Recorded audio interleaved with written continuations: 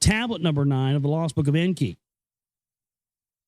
In the days of Lubach, Marduk and the Agigi were intermarrying with earthlings. In those days, the hardships on earth were increasing. In those days on Mars, with dryness and dust, the planet was enveloped. The Anunnaki who decree the fates, Enlil and Enki and Ninmah, consulted with each other. What conditions on Earth and on Lamu, Mars, were they altering, they wondered. On the sun, flarings they observed. In the net forces of Earth and Mars, there were disruptions. In the Abzu, at the tip of the white land facing, they installed far-observing instruments. In charge of Nergal, the son of Enki, and his spouse Ereshkigal, the instruments were put. To the land beyond the seas, Ninurta was assigned. In the mountain land, a band to heaven and earth was established. Well, that's interesting. To the land beyond the seas, Ninurta was sent. What is the land beyond the seas on earth? Where would that be? And a mountain land that had where they establish a band from heaven to earth. Now, that would be an area that is riddled with tons of mountains, possibly the Himalayas. And a band from heaven to earth to established would be a portal, a stargate, a wormhole, something they could jump back and forth between. So it says they erected this in a mountain land. Well, could this be where, where the mystical area known as Shambhala, could this be where that is located? In the area in the Himalayas where, people have reported seeing UFOs flying in and out of that mountain for centuries? Very well could be. I don't know. On Lamu, the Agigi were restless. Marduk was given the task to pacify them. Until we know what are causing these hardships, the way station on Mars must be kept, Marduk said to the leaders. The three whose fates decree with each other consulted. They looked at each other and said, look how old the others are. Enki, who was still grieving the death of Adapa, was the first one to speak. More than 100 shars since my arrival have passed, he said to his brother and sister. I was a dashing leader then, and now I am bearded, tired, and old. I was an enthusiastic hero. I was ready for command and adventure. Now I have children who have children, all born on earth. On earth, we become old. But those who are born on earth become old even sooner. As for me, an old sheep they call me, Ninmah said, while the others have been coming and going and taking turns serving on earth, we, the leaders, have stayed and stayed. Perchance it is time to leave, Enlil said. Of that, I often wondered, Enki was saying to them, each time one of us and three to revisit Nibiru wished, word from Nibiru came saying that was going to be prevented, that we couldn't return. Of that I too did wonder, Enlil was saying. Is it a thing on Nibiru or a thing on Earth? Perchance the life cycles, perchance it concerns the life cycles that differ, Ninmah was saying. To watch and see what transpires, they decided. At that time, fate, or was it destiny, took matters into its own hands. For it came to pass that soon thereafter Marduk came to his father Enki. He wished to discuss a matter of gravity with his father Enki. Upon the earth, the three sons of Enlil have chosen spouses. Ninurta Baal of Anu, a young daughter, has espoused. Nanar has chosen Ningal. Ishkar Shala has taken. By Nergal, your son Ereshkigal of Enlil, a granddaughter, has taken a spouse. By threats to kill her, her consent from her was extracted. To await my espousal being your firstborn, Nergal did not wait. The other four in deference are awaiting my espousal. I wish to choose a bride to have a spouse that is of my desire. So Marduk did say to his father ENKI. Your words make me happy, ENKI said to Marduk. Your mother too shall rejoice. To hold his words to ENKI, Marduk with a raised hand to his father motioned. Is she one of the young ones who heal and give you succor? What is succor? S-U-C-C-O-R. I mean, I can only think that's one thing. Because they're always saying when they're, she gives good succor. I mean, are they talking about getting, are they talking about, getting their knob slobbed? I mean, that's the only thing I can think of. Because they only say it in reference to females. And they're always saying, oh, yeah, she's a good healer. She can give you succor. Suck ENKI's cock. ENKI went on to ask, a descendant of Adapa she is. Of earth, not Nibiru she is, Marduk softly whispered. With a puzzled look, ENKI was speechless. And then he shouted uncontrolled words. A prince of Nibiru, a firstborn to succession entitled, will espouse an earthling?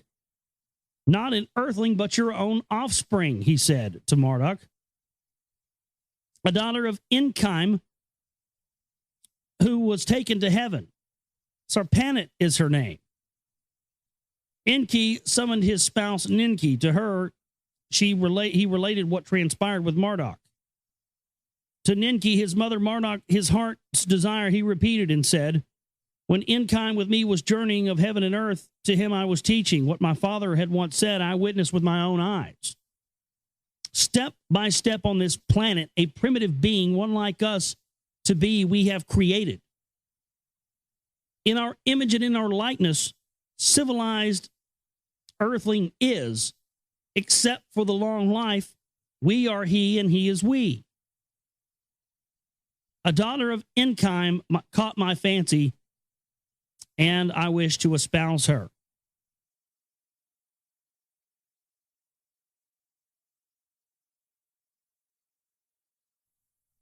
Ninki pondered her son's words. And the maiden, does she appreciate your gaze? She asked Marduk. Indeed she does, mother, Marduk said to Ninki. This is not the matter to consider, ENKI said with a raised voice. If our son shall do this, then with his spouse he would never go to Nibiru. His princely rights on Nibiru he will forever forsake. To this, Marduk with a bitter laughter responded, my rights on Nibiru are non-existent. Even on earth, my rights as a firstborn have been trampled. This indeed is my decision. From prince, a king on earth to become the master of this planet. Let it so be, Ninki said. Let it so be, ENKI also said. They summoned Madishal, the bride's brother of Marduk, and told them their wish. Humbled but overwhelmed with joy, Madishal was. Let it so be, he said. When Enlil was told, he was seized with fury. It was one thing for the father with earthlings intercourse to have. It is another matter for the son to espouse an earthling and bestow lordship on her. When Ninmah was told of the matter, she was greatly disappointed. Marduk could have chosen any maiden, even one of my own daughters by ENKI. Half-sisters, as is the royal custom, he could have made a spouse of, Ninmah said. With fury, Enlil to Anu on Nibiru of the matter beamed up the words of the matter. Too far this behavior has gone. It cannot be allowed, Anu, the king, said to Enlil. On Nibiru, Anu summoned the counselors. and with urgency he discussed the matter. In the rule books of such a matter, no rule they found. Anu the savants also summoned to discuss the matters of consequence with them. On Nibiru, Adapa, the maiden's progenitor, could not stay. They said to an Anu, therefore to return to Nibiru with her, Marduk must forever be banned. Indeed, having to become accustomed to earth cycles, even without her, Marduk's return might be impossible. The savant said to Anu, and with that the counselors too agreed. Let the decision to earth be beamed, Anu was saying. Marduk can marry, but on a prince on Nibiru he shall be no more. The decision by ENKI and Marduk was accepted. Enlil, too, accepted the word from Nibiru and bowed.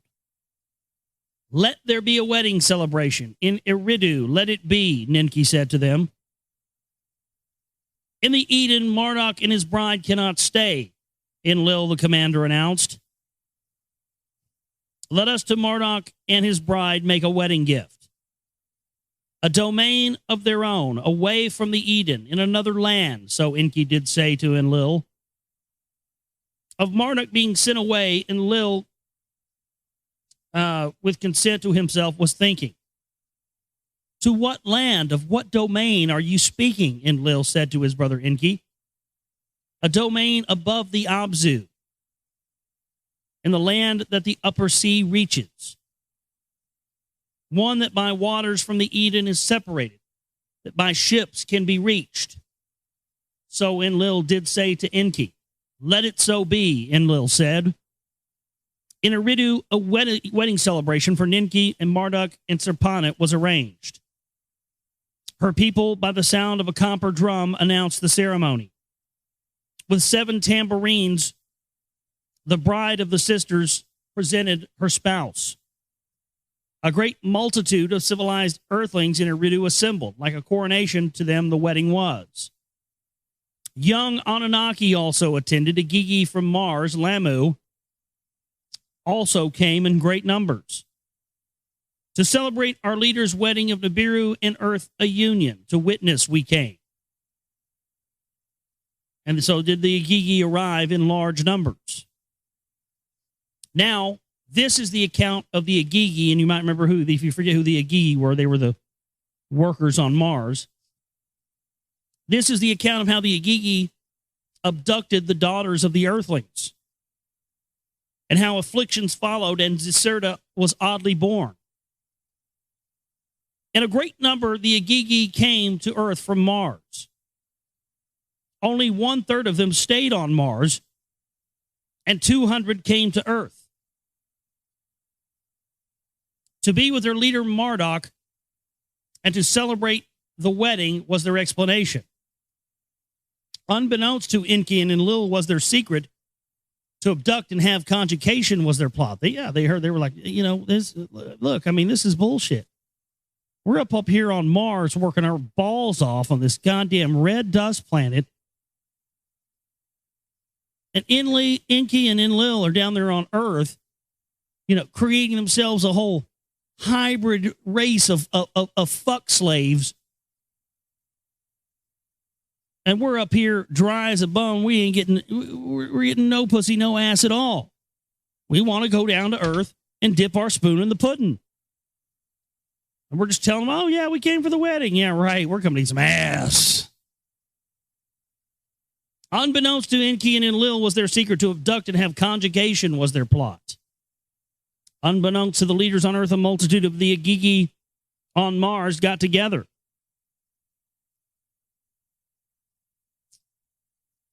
What is permitted to Marduk should not be deprived from us, to each other, they said. Enough of this suffering and loneliness, and of not ever having offspring. During their comings and goings between Mars and Earth, the daughters of the Earthlings, the Adapite females, they were called. They saw them and lusted after them. Yeah, the Nephilim mating with the daughters of man because they thought they were beautiful. This sounded familiar to anybody else but me. Come, let us choose wives from among the Adapite females and beget children from them. One among them, Shamgaz, his name was, became the leader. Even if none of you agrees, I alone shall do the deed. If a penalty for this deed shall be imposed, I alone for all of you shall bear it. One by one, others joined in the plot, and together by the oath they swore. By the time of Marduk's wedding, 200 of them on the landing place descended.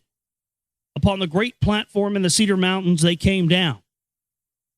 From there to Eridu they journeyed. Among the toiling earthlings they passed. Together with the earthling throng in Eridu they arrived. After the wedding ceremony of Marduk and Serpanit had taken place, the others gave a prearranged signal to Shamgaz. Each one of them seized an earthling maiden and by force abducted them. To the landing place in the Cedar Mountains, the Agigi went with the females. Into a stronghold they made the place and issued a challenge to the leaders. Enough of deprivation and not having offspring. The Adapite daughters to marry we wish. Your blessing to this you must give, else by fire all on earth we will destroy. Alarmed the leaders were of Marduk, the Agigi commander, they demanded him to take charge. So they're threatening to, burn the earth to a crisp with probably nuclear weapons if they don't get some ass. These guys are serious, man. They've been stuck up there on Mars, no pussy to speak of for years. And they're saying, look, you don't get some ass quick. We're going to torch this whole motherfucker. And we wonder why we're all sex crazy addicts, don't we? Wonder where it came from. Well, here you go, folks. It's in our genes. If in the matter a solution I must seek, then in my heart the agreement with the Agigi I will make. What I have done from them cannot be deprived. Enki and Ninmah shook their heads, and with begrudging agreement they voiced. Only Enlil was enraged without pacification. One evil deed has been followed by another. Fornication from Enki and Marduk has been adopted by the Agigi. Our pride and sacred mission to the winds have been abandoned. By our own hands, this planet shall be overrun with earthling multitudes. See there's another indicator that, their earthling population started getting out of their hands really quickly. With much disgust, Enlil was speaking. Let the Agigi and their females depart from Earth. On Mars, conditions have become unbearable. Surviving is not possible, so Marduk did say to Enki.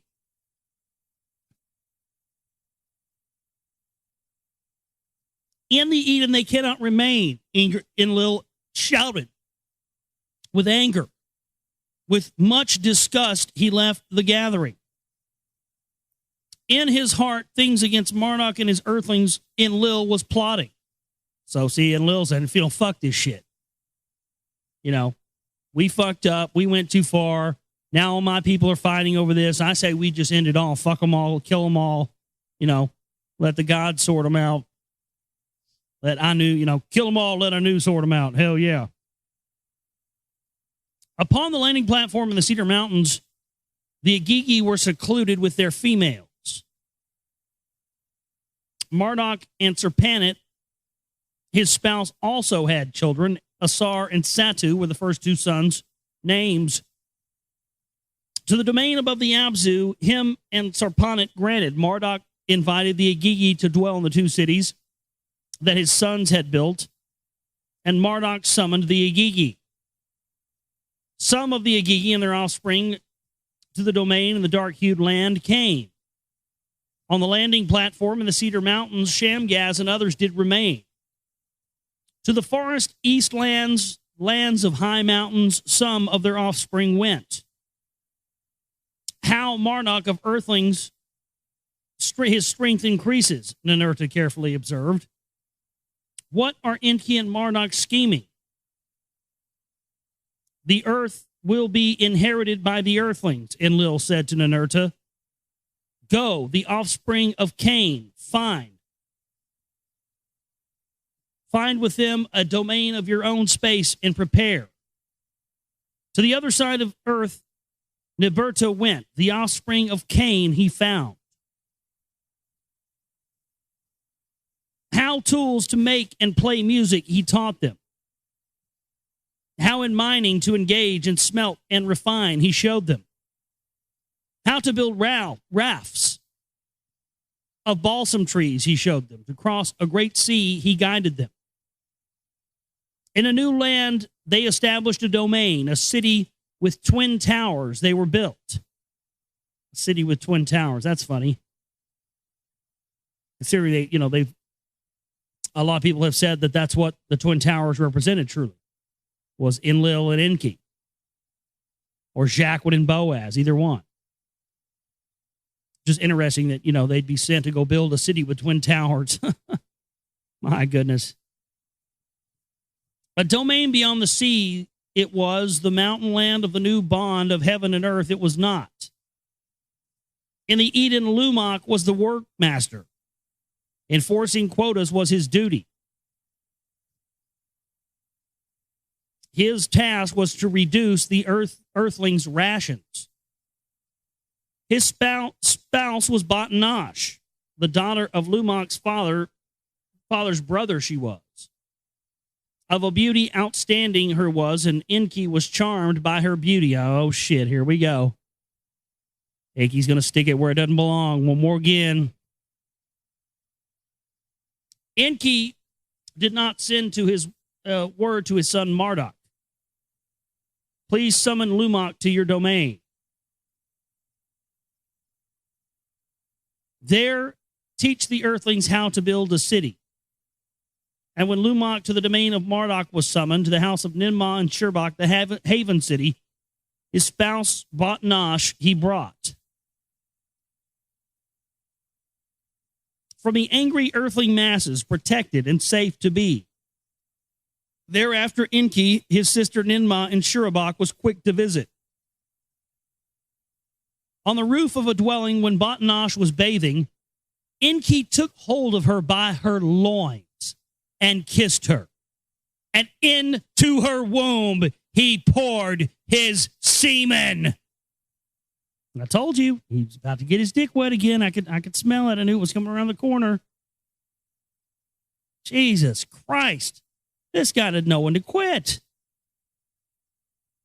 And look, you guys may have been, pros at genetic manipulation and nuclear weapons and flying around in spacecraft and being gods and all this stuff. But let me tell you something. You guys are shitty at pulling out.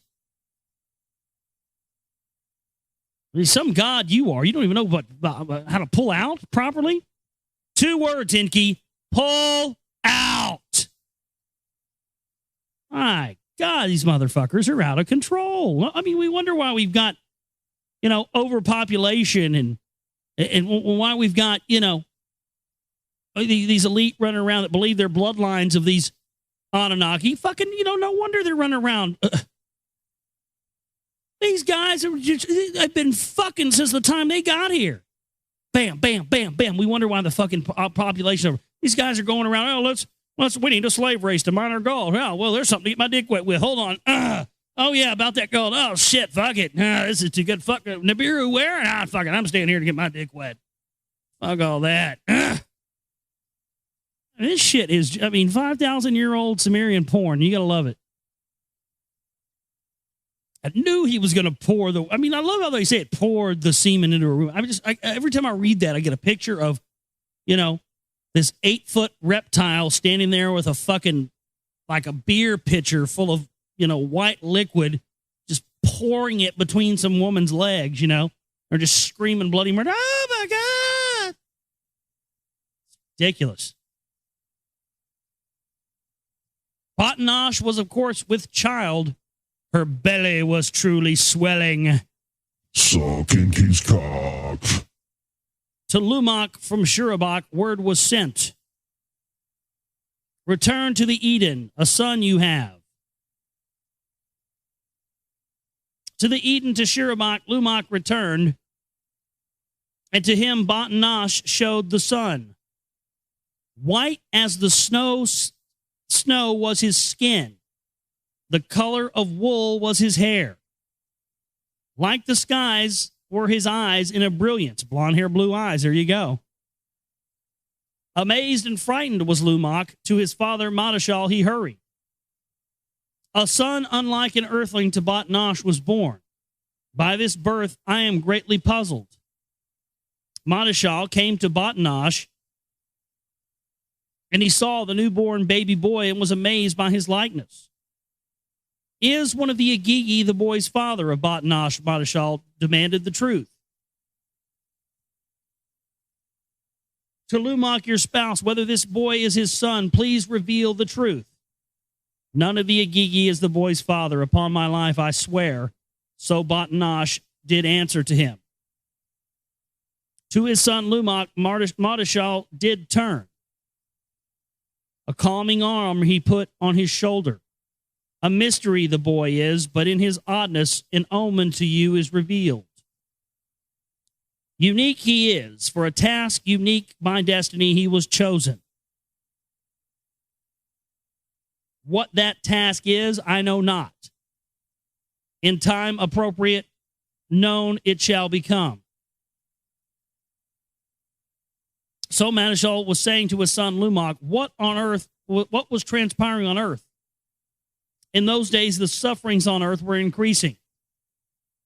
The days grew colder, and the skies were holding back their rains. Fields, crops diminished. In the fields, the lambs and sheepfolds were few. Let the son born to you, unusual as he is, be an omen that a respite is coming. So Madashal did say to his son Lumach, let respite be his name. To Madashal and Lumach, Batnash, her son's secret, did not reveal. Zecharia, he of long bright life days, she called him. In Shurabak, he was raised. Ninma on the child, her protection and affection was bestowed. Of much understanding he was endowed and was provided with knowledge by her. ENKI greatly adored the child, and he taught him the writings of Adapa. The priestly rites of how to observe and perform the young boy as a young man he learned. Aha, there it is again. I love how they put that in bold letters every time. Remember we had that before. Again, passing on the priestly rites. This is where we had the first formations of the priestly classes. This knowledge that we talk about secret societies having, and the knowledge that we talk about the priest class having, and what the Vatican truly holds from years and years and years of absorbing all religions into their power structure. Well, that's it. That information, sacred mathematics, growing crops, how to set up a society, where mankind truly comes from, our true history, all of it, had its origins in the first priests being the direct sons of ENKI and the Anunnaki. That's why all the secret society iconography goes all the way back to that. It just blows my mind that it's taken until now for any of us to be able to find this and understand this. It's been here right in our face for years, but it just seems that it's sort of been left out of the conversation in the mainstream of the research community. He observed how to perform the priestly rites, and the boy learned them as a young man. In the 110th Shar, Zecharia was born. In Shurabak, he grew up and espoused Imzara, and she bore him 3 sons. In his days, the sufferings on earth intensified. Plagues and starvations afflicted the earth. Now, this is the account of Earth's tribulations before the deluge.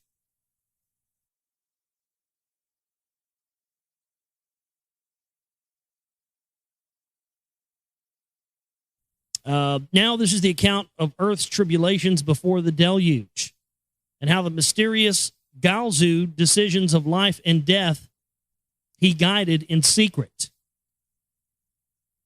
By the conjugations of the Agigi, the earthling daughters were greatly disturbed. Enlil was greatly disturbed by them. By Mardark's espousal of an earthling female, Enlil was very much distraught. In his eyes, the Anunnaki mission to Earth had become perverted. To him, the howling, shouting, earthling masses had become an anathema, oppressive. The pronouncements of the earthlings had become. The conjugations deprive me of sleep, Enlil said to the other leaders. In the days of Zecharia, plagues and pestilences afflicted the earth. Aches, dizziness, chills, fevers, the earthlings were overwhelmed. It's amazing, these plagues and pestilences. And who was it that I had on that we talked about? Oh, it was William Bramley, author of The Gods of Eden. If you didn't hear that show, go back and hit the archives and listen to that, or check it out on YouTube and just type Josh Reeves, William Bramley. And we had mentioned in there, and also we had read when we read the book here on air in our series of reading of that these, at the times when there were every time there was a plague, or from the Black Plague to all these pestilences, all this different stuff. Anytime there was appearance of that, there were always these alien type of people in suits appearing at the same time. And we sort of were talking about how it seems that there very well could be that these aliens were spraying a form of chemtrails to keep the population cold and keep the population of the humans down at a certain level. Because many people have speculated that the chemtrail program going on today is actually ran by extraterrestrials and not ran by the United States government. I'll tell you, I've seen some crazy stuff concerning these chemtrails. And while you'd have to have proof either way, I have to say the things I've seen, the things that I know other people that I know and trust have seen, be hard for me to say that you were wrong if you wanted to make an extraterrestrial connection with chemtrails. It really would. Myself, many other people out there have filmed these chemtrails with high power, superpower lenses where you can get real up close on these planes, and you can on regular planes, but these chemtrail planes always seem to be like there's not really a plane there. People have speculated that they're holograms, that they're appearing to be, normal aircraft, and they appear to us when you look at them with the naked eye, but are some sort of, highly advanced holographic technology that appears to be planes. This is some part of some ongoing alien eugenics program. I mean, I would say it's just as possible as anything else. In fact, anymore, I have a real problem saying anything's not possible, because I think at the moment you say that, the moment you allow yourself to think that there isn't anything these motherfuckers would be capable of, they've got you. If you can dream it, they've got it. If you can dream it, they've probably already done it. If you can dream it, they're probably working on it. If you can dream of having it, they'll probably have it by next week. I mean, that's really the truth. So these humans are feeling aches, dizziness, chills, fevers. All of a sudden, as soon as Enlil says, well, we've got to do away with this, they've become a perversion of our Anunnaki mission. Boom, they start getting, that's classic chemtrail sickness description right there, isn't it, folks? It's a lot of you who've had these planes fly over your house, and who hasn't at this point, right? And you wake up, you're sleeping in the middle of the night, and you get Charlie horses in your legs, but you haven't done any running or strenuous activity that would cause that. Potassium depletion. That's barium poisoning. That's what it does to you. The dizziness, the chills. How many times have you gotten a cold where you got dizziness and chills and feel like you got a fucking cold, but it's, 105 degrees outside, dead of summer. Yet those planes are flying and crisscrossing over your house all day. Well, that's what it is. That's very well what this sounds like here. I think these chemtrails have been going on a lot longer than any of us believe. I mean, there's a lot of evidence in a lot of places. This stuff's been going on for a long time. Let us teach the earthlings how to cure themselves and how to remedy themselves, Ninmah said. Enlil said, by this decree, I forbid that. So there's, that's an admission that what's going on here is not a natural pestilence or natural. This is, something that Enlil wants and, in fact, has had a hand in. In the lands whereto the earthlings have spread, waters from their sources did not rise. The earth shut its womb, vegetation did not sprout. Let us, on the earthlings' pond, teach them canal building, and let them fish from the seas and obtain sustenance. ENKI did say to the other leaders, this by decree I forbid, Enlil said to ENKI. Let the earthlings by hunger and pestilence perish. For one shar, the earthlings ate the grasses of the fields. For the second shar, the third shar, the vengeance of Enlil they suffered. In Shurabak, Zecharia city, the suffering was unbearable. To Eridu, Zesudra of the earthlings, a spokesman journeyed. To the house of the Lord ENKI he made his way. By the name of his Lord he was called. For help and salvation to him he pleaded. ENKI, by Enlil's decrees, was bound. In those days, the Anunnaki were concerned for their own surviving. Their own rations were diminished. By earth challenges, they themselves became afflicted. On earth, as on Mars, the seasons, their regularity lost. For one shar, for two shars, from Nibiru, the heavenly circuits were studied. Circuits, we know, are the orbits.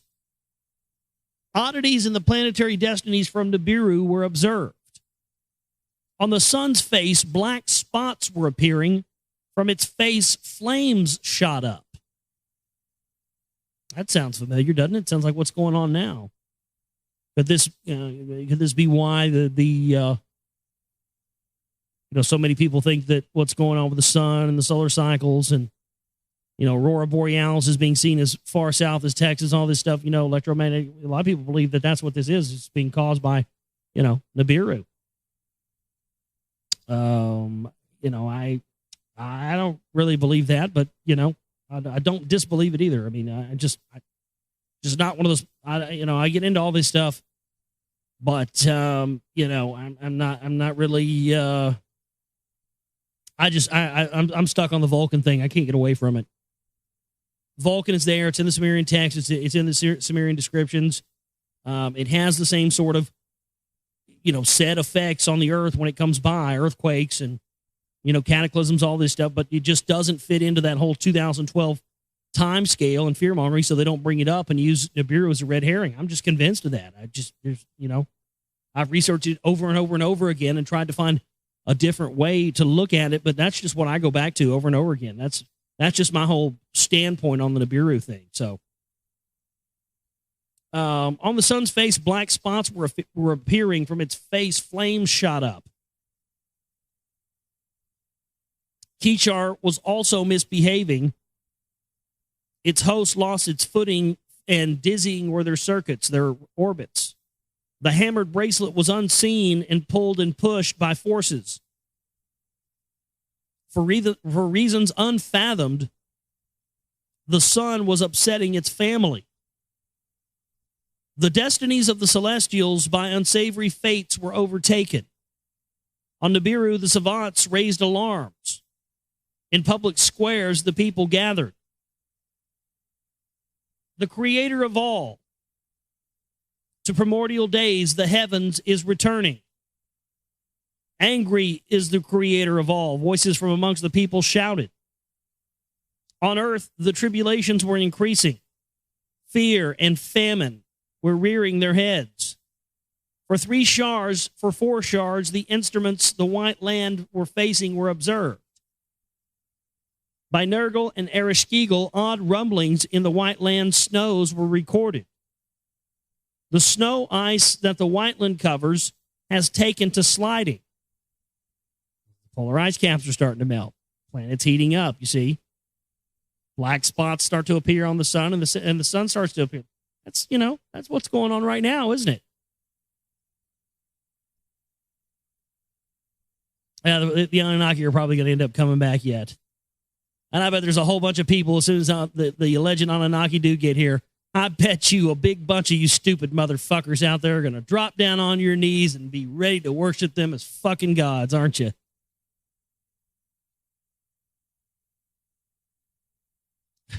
I bet there is.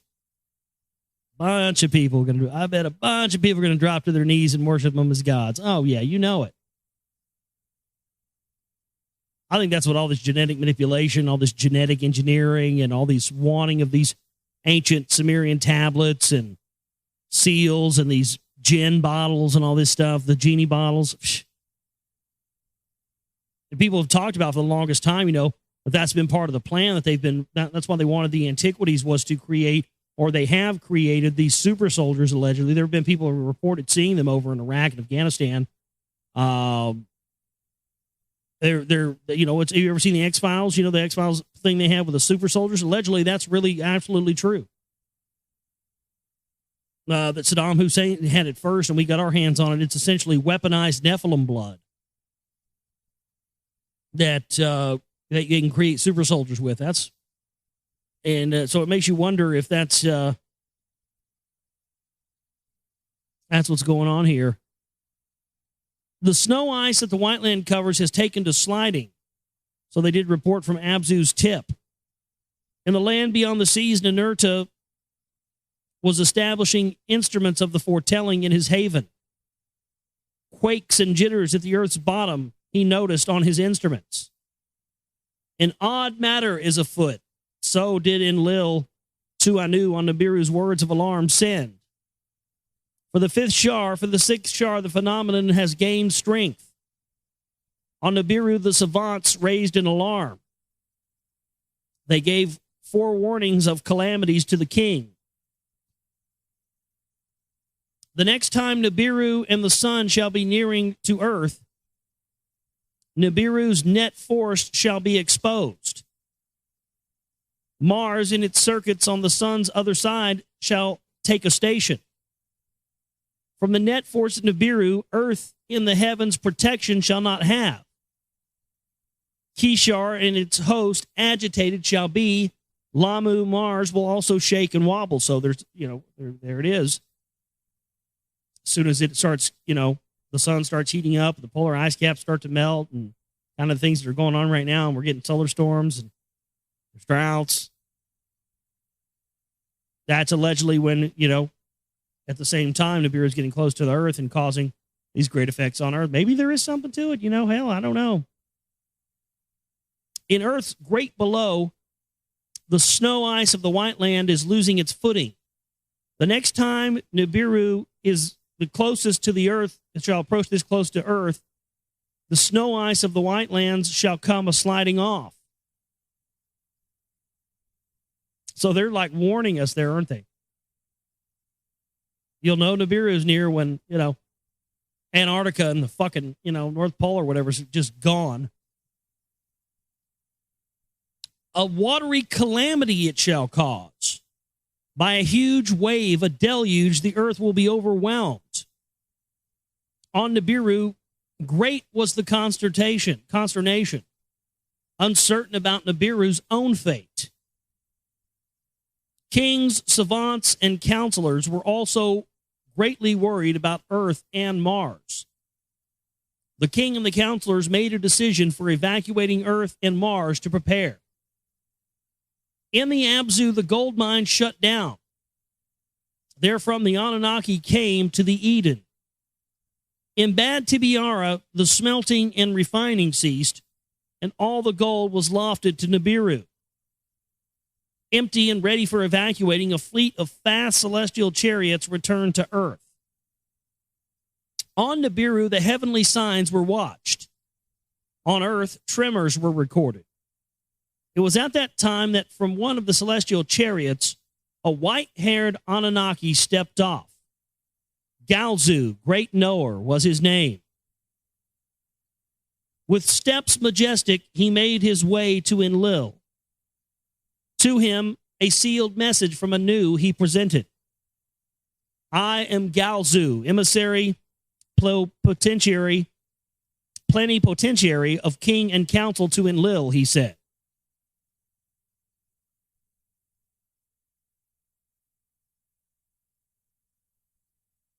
By his coming, Enlil was surprised. No word from Anu. He didn't get any word in advance from Anu that he was coming. Enlil examined the seal of Anu, and it was unbroken and authentic. In Nibiru key, the message tablet was read. Its encoding was trustworthy. For king and council, Galzu speaks. His words are my command. So the message from Anu did state. That ENKI and Ninmah be also summoned was Galzu's request. When they came to Ninmah, Galzu pleasantly smiled. Of the same school and age we are, he said to her. This Ninmah could not recall. The emissary was as young as a son. She was as his olden mother. Simple is the explanation, Galzu said to her. By our winter slumbered life cycles, it is caused. Indeed, this is a matter of my mission, a part about the evacuation. It is a secret. So the evacuation is a secret, huh? Meaning some people are going to get evacuated and others are not? Ever since Dumuzi had stayed on Nibiru, returning Anunnaki were examined on Nibiru. Those who on Earth stayed the longest were harshly afflicted upon returning. Their bodies were no longer accustomed to the Nibiru cycles. Their sleep was disturbed, their eyesight was failing, and the net force of Nibiru weighted their walk. Their minds were also affected, as sons were older than their parents that had left. Death, my comrades, to the returnees quickly came. Of here I am giving the warning. The three leaders who had stayed the longest on earth fell silent by these words. Ninmah was the first to speak. That much was to be expected, she said. ENKI, the wise one, consented to her words. That much was clear, he said. Enlil was seized with anger. Before the earthlings were becoming like us. Now we, as earthlings, have become imprisoned to this planet as well. So again, there's that reference, that admission that indeed humans, earthlings, are imprisoned on this planet. They're the ones that created this etherical barrier, the Van Allen radiation belts, the single solid gold reason why they had to fake the Apollo moon missions. And now the creators, the gods, have become stuck here on Earth as well. Now we as earthlings have become imprisoned to this planet. This whole mission was turned to a nightmare by ENKI and his earthlings. From masters to slaves we were made. To the outburst, Galzu listened with compassion. Indeed, there is much to ponder, he said.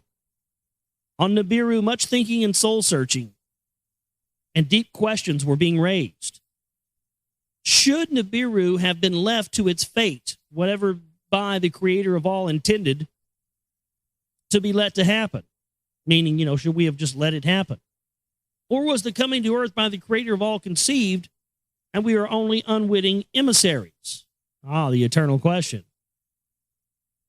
Of that, my comrades, the debate will continue. So Galzu was saying to them. Now, this is the secret of the command from Nibiru. The three of you on earth will remain, only to die. To Nibiru you will return. In celestial chariots you shall encircle the earth, and you shall outwait the calamity. So right there, they're saying, okay, we're gonna give you ships.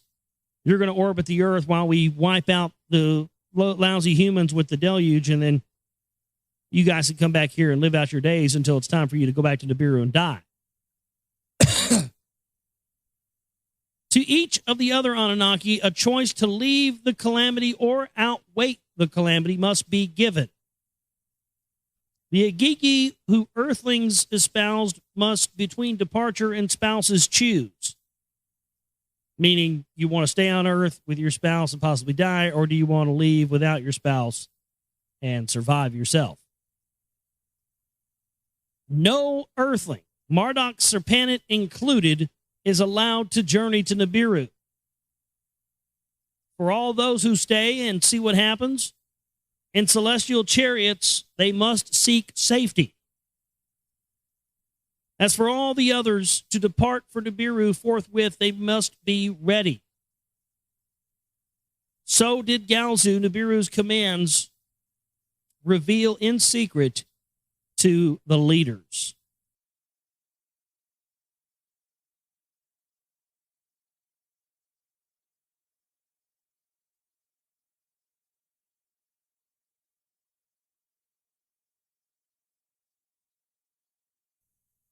And now this is the account of how the Anunnaki decided to abandon the earth. Well, all right, let's get into it. And how they took an oath to let mankind perish in the deluge. In Nibiru, Enlil summoned the commanders of the Anunnaki and the Agigi. Their leaders' sons and children were also present. Enlil revealed to them a secret word of the impending calamity. To a bitter end, Earth missions has come to them, he solemnly said. All who wish to leave in celestial boats to Nibiru are ready and will be evacuated. But if they have Earth spouses, they must leave without their spouses. The Agigi who took their spouses or attach to their spouses and offspring, let them escape to the highest peaks on earth. As for a few of us Anunnaki who will choose to stay in boats of heaven, we will remain in the skies. A calamity we will outwait at the fate of the earth will we witness. As the commander, I shall be the first one to say, so Enlil was saying. By their own choice, there will be others. With my father, I choose to stay and to face the calamity, so did Ninurta announce. To the lands beyond the ocean, after the deluge, I will return. Nanar, Enlil's on-earth firstborn, announced an odd wish. The deluge to outwait not in earth skies, but on the moon. That was his wish, so he's like, fuck this, I'm going up there. ENKI raised an eyebrow, though puzzled. Enlil approved. Ishkur, Enlil's youngest, made the decision to remain by his father's side on earth. Utu and Inanna, Nanar's children, who were born on earth, also declared that they would stay. ENKI and Ninki decided not to abandon earth and proudly announced that they were going to stay. The Agigi and Serpenit I shall not desert, Marduk stated with anger. One by one, ENKI's other sons, too, announced their choice to stay. Nergal and Gabil, Ningal and Nigashita and Dumuzi, too. All eyes then turned to Ninma. With pride, she declared her choice to stay. My life work is here. The earthlings, my creation, I shall not abandon. By her words, Anunnaki and Agigi were stirred into a clamor about the earthlings' fate that they had acquired. Let the earthlings perish, for their abominations. So Enlil did proclaim. A wondrous being by us was created. By us it must be saved, ENKI shouted to Enlil. To this, Enlil, with his own words, retorted more. From the very beginning, at every turn, the decisions by you were modified. To primitive workers, procreating you gave. To them, knowledge you endowed. The powers of the creator of all you have taken into your own hands. Thereafter, even by that abomination, you fouled. With fornication, you conceived Adapa. You gave understanding to his family line. His offspring to the heavens you have taken. Our wisdom with them you have shared. Every rule you have broken. Decisions and command you ignored. Because of you, by a civilized earthling brother, a brother murdered. Because of Marduk, your son, like him, the Agigi, intermarried with the earthlings. Who is lordly from Nibiru, to whom alone the earth belongs? To no one is no longer known. Enough to all that I can say. The abominations cannot continue. Now that a calamity by a destiny unknown has been ordained, let what must happen, happen. So Enlil did angrily proclaim that all the leaders solemnly swear to let events unhindered occur. Enlil demanded of them all. First to take the oath of silence was Ninurta. Others of Enlil's side followed. Nergal of ENKI's sons was first to take the oath. Others of ENKI's sons followed as well. To your command I bow, Marduk to Enlil said. But of what worth is the swearing? If the Agigi will abandon their spouses, would not the fear among the earthlings spread? Ninmah was in tears. The words of oaths she faintly whispered. Enlil gazed at his brother ENKI. It is the wish of king and council to him, he said. Why will you bind me with an oath? ENKI asked his brother Enlil. The decision by you was made. On earth, it is a commandment. The floodwaters I cannot arrest. The earthly multitudes I cannot save. To what oath to bind me you therefore desire? So did ENKI ask his brother. To let it all happen as if decreed by fate. Ah, see? There it is. Now that's a very important. God, I'm getting all kinds of static and all kinds of crazy stuff here in my headphones tonight.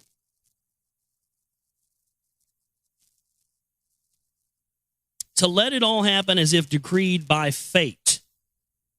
Now that really speaks volumes, doesn't it? You know, this whole idea that man was wiped out by this great deluge, and let it be written down. If anybody ever speaks of it, let them say that it was their destiny, that was their fate to be wiped out with a deluge, even though it was artificially created. Aha, you see. So these same guys in control now, these same priest class guys now are doing the same thing. It's our fault that the wars are happening. It's our fault that we let Al-Qaeda attack us. We had too many freedoms. They hated us for our freedoms. They attacked us. It's our fault. It's our fault that we have alleged global warming, and it's our fault. So we have to pay more taxes and have a carbon tax. It's all our fault. You see, they created, they spin it back around and put it on us regular folks to make it seem as if it's our fault and our responsibility that, that was our fate. That's what we deemed for ourselves. That's what they're trying to do now with all of this. Don't you see that? This is what I've been screaming about for almost 4 years on this show, folks. This is it. All this stuff that's going on right now in the world as we speak is all being created so that when it all does go to hell in a handbasket, the sole responsibility will lie on the shoulders of the citizens, the regular humans, the regular people, not the people in charge. Their power is going to go on and continue. But this is absolute, to me, absolute with all my knowledge, folks, absolutely, positively undeniable that these priest class elite, these bloodlines, go back to who the people we're reading about here, because they are following the same playbook to a T. Wipe out mankind and, let it be written in the history books with a few that survived that, it was mankind's, fall out of the Garden of Eden that caused the deluge. Well, the reason they fell out of the Garden of Eden is because these Nephilim Anunnaki motherfuckers were coming down here and getting their dick wet every 2 seconds, setting themselves up as gods. They had to separate them out. I mean, it's unbelievable. It's the same thing they're doing now. All this stuff is, it's our fault. You need the New World Order because, you guys can't manage yourselves on your own, so you need a global power to manage your everyday, every lives and have everything tracked and traced and being controlled by one group or entity. Yeah, that's what you can't handle it on your own. On Enlil alone, let the responsibility forever rest. ENKI did pronounce to all. Then ENKI quickly departed from the assembly. Marduk also left with him. With quick words of command, Enlil ordered the assembly be brought. Tasks for what was to be done, he with firm decisions assigned. Both those who will depart and those who will stay will arrange the grouping. Places for assembly to designate, equipment to collect, chariots to assign. First to depart were those who were returning to Nibiru. With much embracing and the locking of arms and joy mixed with sorrow, they boarded the celestial boats. One after the other, the vehicles from Sipar roared aloft. At first, those left behind journey safely, shouted, then muted were the cries. After the launchings toward Nibiru were completed, the turn of Marduk and the Agigi with earthling spouses came. Marduk assembled them all in the landing place and gave them a choice. Go with him, Serpenit, and 2 sons and the daughters to Mars, and to outwait the calamity, or to distant mountain lands on earth's disperse and find a haven from the deluge. Enlil then took account of those who remained, and by groupings assigned them to chariots. Ninurta to the mountain lands beyond the oceans, and Enlil directed on earth rumblings to report. To Nergal and Ereshkigal the task to watch the White Land was assigned. To guard against an onrush of earthlings, to Ishkar, Enlil gave this task. To bar access, barrier and bolt, to erect and bolster. Now, what do you suppose that means? See, they don't have any context. To bar access, barrier and bolt, and to erect and bolster. I think that's where I think the erection of to bar access instead of a barrier, to bolt and erect and bolster. That's when they're setting up the etherical barrier so that humans can't escape. So we'll be forever trapped down here and can't escape this planet.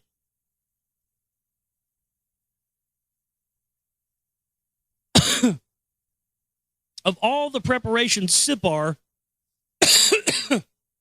the place of the celestial chariots, was the center. To Sipar, Enlil moved the tablets of destiny from Nibiru Key to a temporary bond between heaven and earth that was established there. So he set up basically a wormhole, a portal. His brother ENKI then addressed Enlil and said to him, however, if ever the calamity might be survived, let all that has happened be remembered. Let us record tablets in Sippar, in the depths of the earth, safely bury them. Let from what one planet to the other had done in the days to come be uncovered. And that was in ENKI. He wanted to have this stuff recorded. He wanted to put this in deep into the earth so that we would find it one day. And you know, this is what people this is what I believe religion was supposed to be based on, or was originally based on, until it was corrupted and turned into all this stuff. It was originally what he's talking about here, these tablets of these records, so that one day mankind might find them and read about all of this stuff and what their, you know, their gods, their creators had done, so that they wouldn't repeat the same mistakes.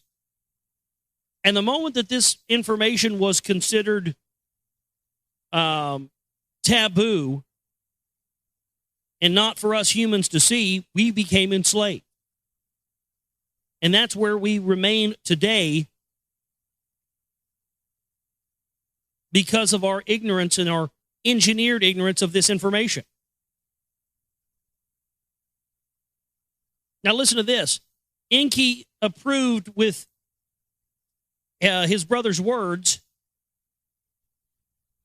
They stored MEs and other tablets in golden chests. Tablets and chests. Does that sound familiar? This is why I think we have all these constant, endless goose chases of people trying to find the Ark of the Covenant and all this stuff. They don't want us to know what's on these tablets. They don't want us to know what's in this because, again, if we had this information, we would no longer be enslaved. So, I mean, it's just unbelievable. The tablets in golden, stored them in golden chests and buried them in the earth. Yeah. In the depths of the earth in Sippar, they buried them for posterity. Thus, ready for the signal to depart, the leaders awaited.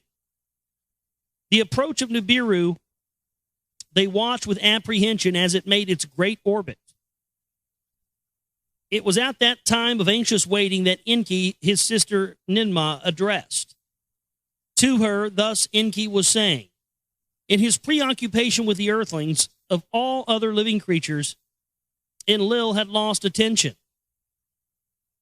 When the avalanche of waters swept over the lands, other living creatures, some by us from Nibiru, that originated from Nibiru, but most from Earth itself, that had evolved from Earth itself.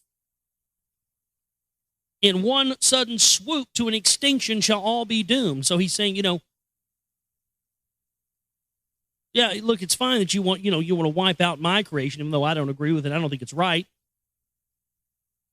Because they're living creatures that have souls, and we created them. We shouldn't just destroy them. We should give them a chance and maybe show them where we fucked up, where we messed up. And if we do that, maybe we won't have another sick society ruled by bloodlines and elites and priests and kings and queens. You see? And that's what we've done. We've just set up ourselves a mini Nibiru down here on Earth. And we're fucking up and doing the same goddamn things that these idiots did. And there's no reason for it. And he's saying here, look, yeah, we want to wipe out these humans because we created them. But look, there's a bunch of stuff down on here that we didn't create. So what gives us the right to just wipe out all of that? It's just a very interesting dichotomy, Let us, you and me, preserve their seed of life. We will extract and keep their life essences for safekeeping, DNA.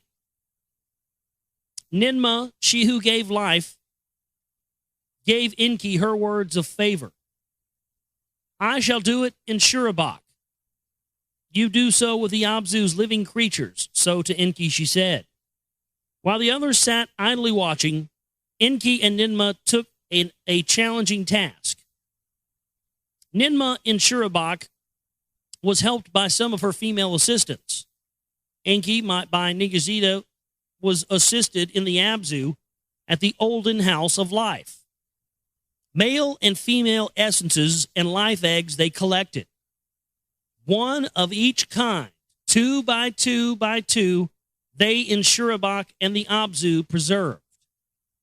For safekeeping while in orbit above the earth, we will take them thereafter to the living kinds to recombine. At that time, word from Ninurta came. Earth's rumblings are ominous. At that time, word from Nurgle and Ereshkigal came. The white land is shaken. In Sipar, all the Anunnaki gathered, and they awaited the day of the deluge. So that's the end of the 9th tablet. I'd like to read for you the synopsis. We're going to be getting into in the 10th tablet on the next episode. This is the synopsis of the 10th planet. We'll pick up on the 10th I'm sorry, not 10th planet, 10th tablet. Ugh, it's late, I'm sorry. Synopsis of the 10th tablet. The mystery emissary appears to ENKI in a dream vision. ENKI is told to save mankind through his son, Zecharia. By subterfuge, ENKI directs Zecharia to build a submarine. A navigator comes aboard, bringing Earth's seeds of life. Nibiru's approach causes the White Land's ice sheet to slip. The resulting tidal wave engulfs the Earth with water. The remaining Anunnaki bewail the calamity from Earth orbit. So that's interesting. Again, I don't buy into all this Nibiru stuff really, but it's weird. It's just hard for me to ignore that. Nibiru starts getting close to Earth, and what starts happening? It starts heating up. Polar ice caps start melting. All this stuff. It's just really hard to ignore that, especially with all this stuff that's going on right now. The remaining Anunnaki bewail the calamity from Earth orbit. The waters recede. Zecharia's boats rest on Mount Salvation. Descending in a whirlwind, Enlil discovers ENKI's duplicity. ENKI convinces Enlil it was destined by the creator of all. They use the surviving landing platform as a temporary base. In a creation chamber there, crops and cattle are fashioned. Abundant gold is discovered in the lands beyond the seas. New space facilities are established in the olden lands, and they include 2 artificial mounds and a lion-shaped carving. 2 artificial mounds and a lion-shaped carving. Egypt, anybody? 2 great pyramids. Ninmah offers a peace plan to resolve erupting rivalry.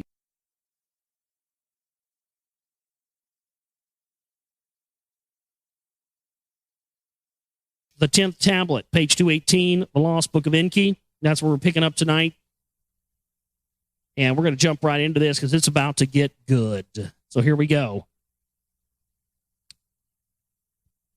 The 10th tablet. In Sipar, all of the Anunnaki gathered and awaited the day of the deluge.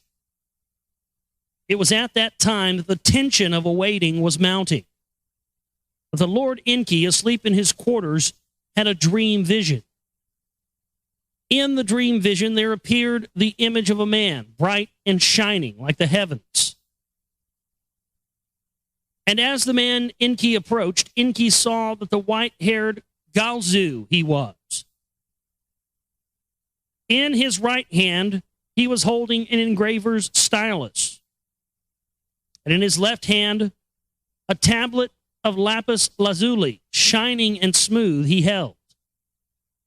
And as he approached near enough by ENKI's bed to stand, Galzu spoke up and said, "Unwarranted your accusations against Enlil were, for only the truth he spoke.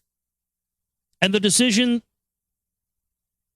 that as Enlil's decision will be known, none but he decreed the destiny.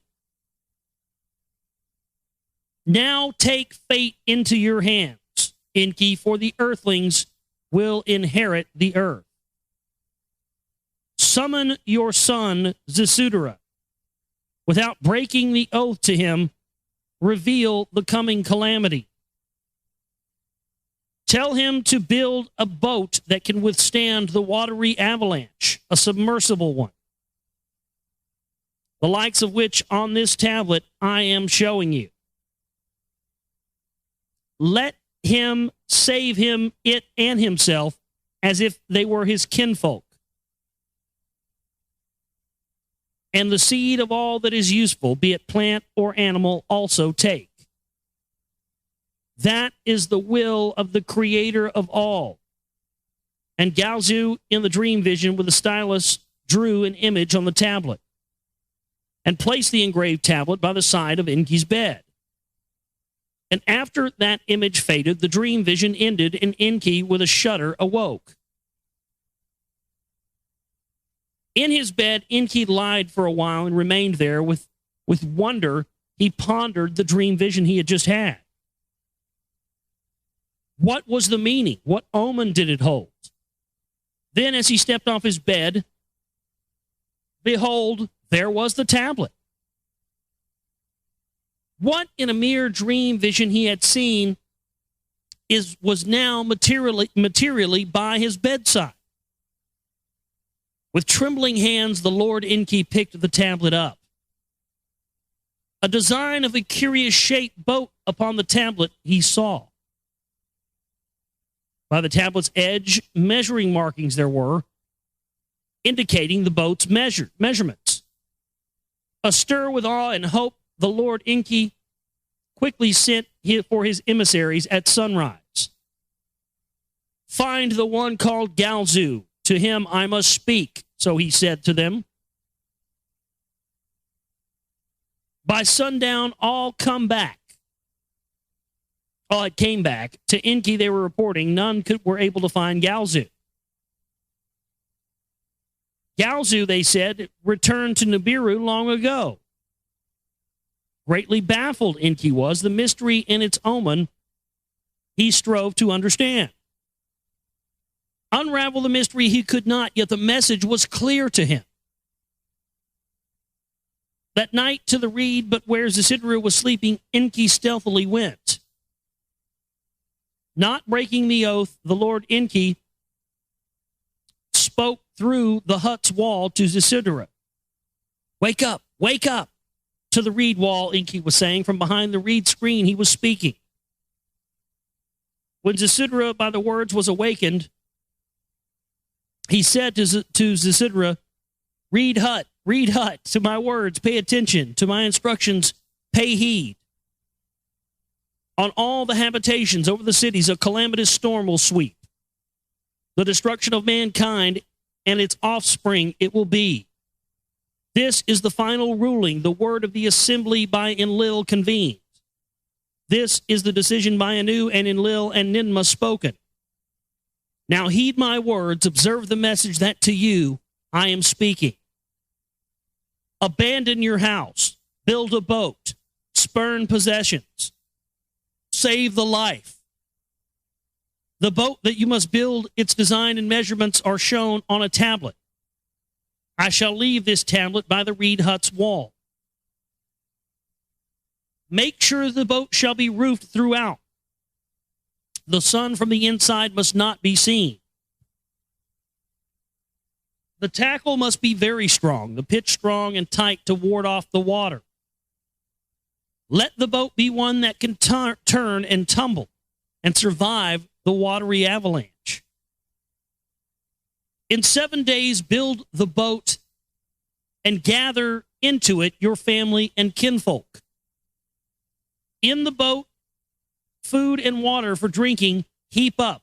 Also bring along household animals.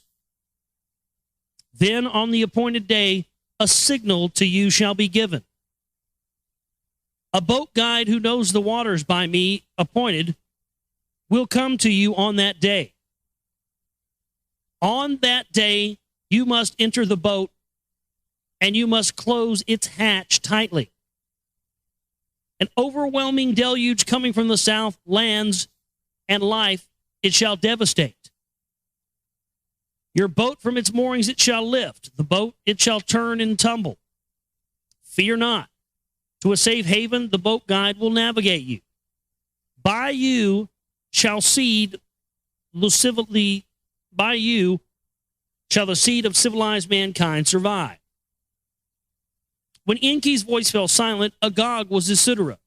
On his knees prostrate, he fell. My Lord, he shouted. Your voice I heard. Let me see your face. Not to you, Zecharia, have I spoken. To the reed wall did I speak. So ENKI said. By Enlil's decision, by an oath upheld, I am bound to all that the Anunnaki swore.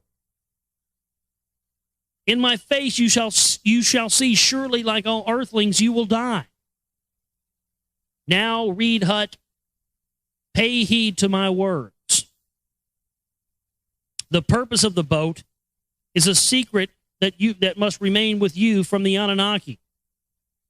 When the townspeople inquire, you will say to them, the Lord Enlil with my Lord ENKI has been angry. To ENKI's abode in the Abzu I am sailing. Perchance ENKI will be appeased. For a while silence followed. Zecharia came from behind the reed wall. A tablet of lapis lazuli in the moonlight was shining. He saw it and picked it up. The image of a boat was drawn upon it, and notches gave its measurements. Wisest of civilized men was Zecharia. What he had heard, he had understood. In the morning, he announced to the townspeople, the Lord Enlil with the Lord ENKI, my master, has been angry. On that account, to me, the Lord Enlil is hostile. In this city, I can no longer reside, nor in the Eden can I set foot anymore. To the Abzu, the Lord ENKI's domain, I will go sailing there. In a boat that must quickly be built, I will away from here depart. Thereby the Lord Enlil's anger will subside and hardships will end. Upon you the Lord ENKI will henceforth shower abundance. The morning was not gone yet when the people gathered about and around Zecharia. To speedily build the boat for him, they encouraged each other. Timbers of boat wood the elders were hauling, the little ones bitumen from the marshes carried. As woodworkers, the planks were hammered together, Zecharia in a cauldron, melted metal in the cauldron. With the bitumen, the boat was waterproofed inside and out. As in the drawing upon the tablet, the boat on the 5th day was completed. Eager to see Zecharia depart, the townspeople brought food and water to the boat. From their own mouths they took sustenance. To appease Enlil, they were in a hurry. 4-legged animals were also driven into the boat. Birds from the field by themselves flew in. Into the boat, Zecharia and his spouse and sons were made to embark. Their wives and children also came. Any who to the abode of the Lord ENKI wish to go, let them too come aboard. Envisioning Enlil's abundance, only some of the craftsmen heeded the call.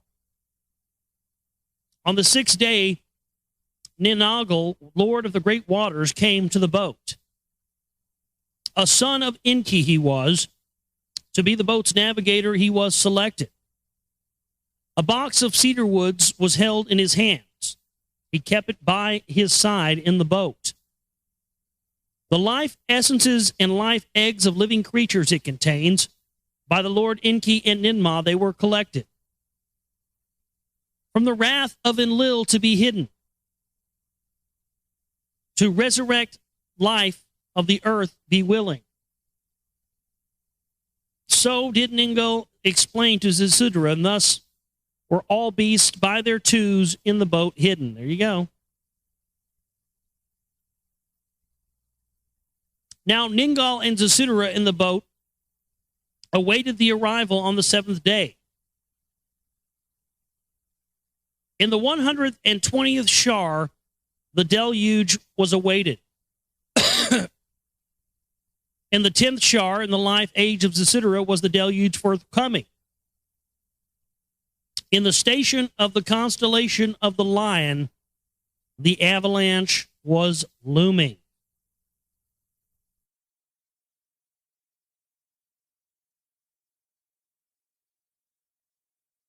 Now this is the account of the deluge that swept over the earth and how the Anunnaki escaped and how Zecharia survived in the boat. For days before the day of the deluge, the earth was rumbling and it groaned with pain. For nights before the calamity struck in the heavens, Nibiru was seen as a glowing star. Then there was darkness in the daytime, and at night, the moon looked as though it was swallowed by a monster. The earth began to shake by a net force unknown. It was agitated. In the glow of dawn, a black cloud arose from the horizon. The morning's light changed to darkness as though it was veiled by death's shadow. Then the sound of a rolling thunder boomed and lightning lit up the skies.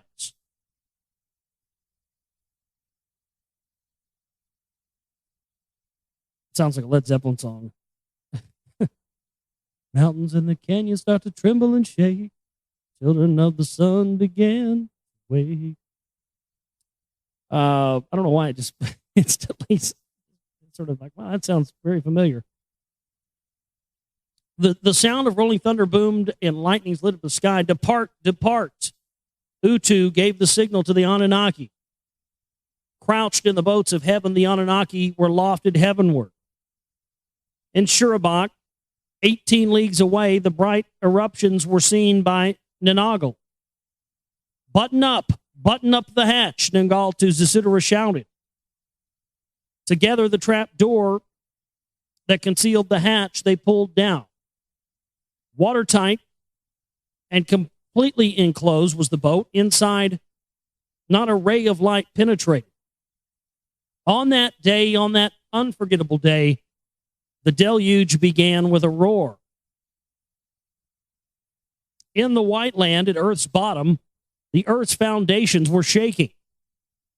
Then, with a roar, to 1,000 thunders equal, off its foundations, the ice sheet slipped. By Nibiru's unseen net force, it was pulled away and sent southward into the sea, crashing. One ice sheet into another was smashing. The white land surface, I guess they're talking about the poles, was like a broken eggshell. All at once, a tidal wave arose. The very skies were a wall of water. A storm, its ferocity never before seen, began to howl at Earth's bottom. Its winds, the wall of water were driving. The tidal wave northward was spreading. Northward was the wall of waters onrushing. The Abzu lands it was reaching. Therefrom toward the settled lands it traveled. It overwhelmed the Eden. When the tidal wave, the wall of water Shurabak reached, the boat of Zecharia lifted from the moorings on the tidal wave, tossed it about like a watery abyss. It swallowed the boat. Though completely submerged, the boat held firm. Not a drop of water did enter it. Outside, the storm's wave overtook the people like a killing battle. No one could see his fellow man. The ground vanished. There was only water. All that once on the ground stood by the mighty waters was swept away. Before day's end, the watery wall, gathering speed, overwhelmed the mountains. In their celestial boats, the Anunnaki were circling. Crowding the compartments against the outer walls, they crouched. What was happening upon the earth, down below to see, they strained. From the celestial boat in which she was, Ninma, like a woman in travail, cried out. My created, like drowned dragonflies in a pond, fill the waters. All life by the rolling sea wave was taken away. Thus Ninmah did cry and moan. Inanna, who was also with her, also cried and lamented. Everything down below, all that lived, has turned to clay. Thus did Ninmah and Inanna weep. They wept and eased their feelings. And the other celestial boats, the Anunnaki, by the sight of the unbridled fury, were humbled. A power greater than theirs they witnessed with awe. For the fruits of earth they hungered. For fermented elixir they thirsted. The olden days, alas, have turned to clay, so the Anunnaki to each other said. After the immense tidal wave that swept over the earth, the sluices of heaven opened, and a downpour from the skies was unleashed upon the earth. For 7 days the water from above with the waters of the great below were mingled. Then the wall of water reached its limits, and the onslaught ceased. But the rains from the skies for 40 more days and nights continued. From their perches, the Anunnaki looked down. Where there were dry lands, now was a sea of water. And where mountains once to the heavens raised their peaks, their tops were now like islands in the water.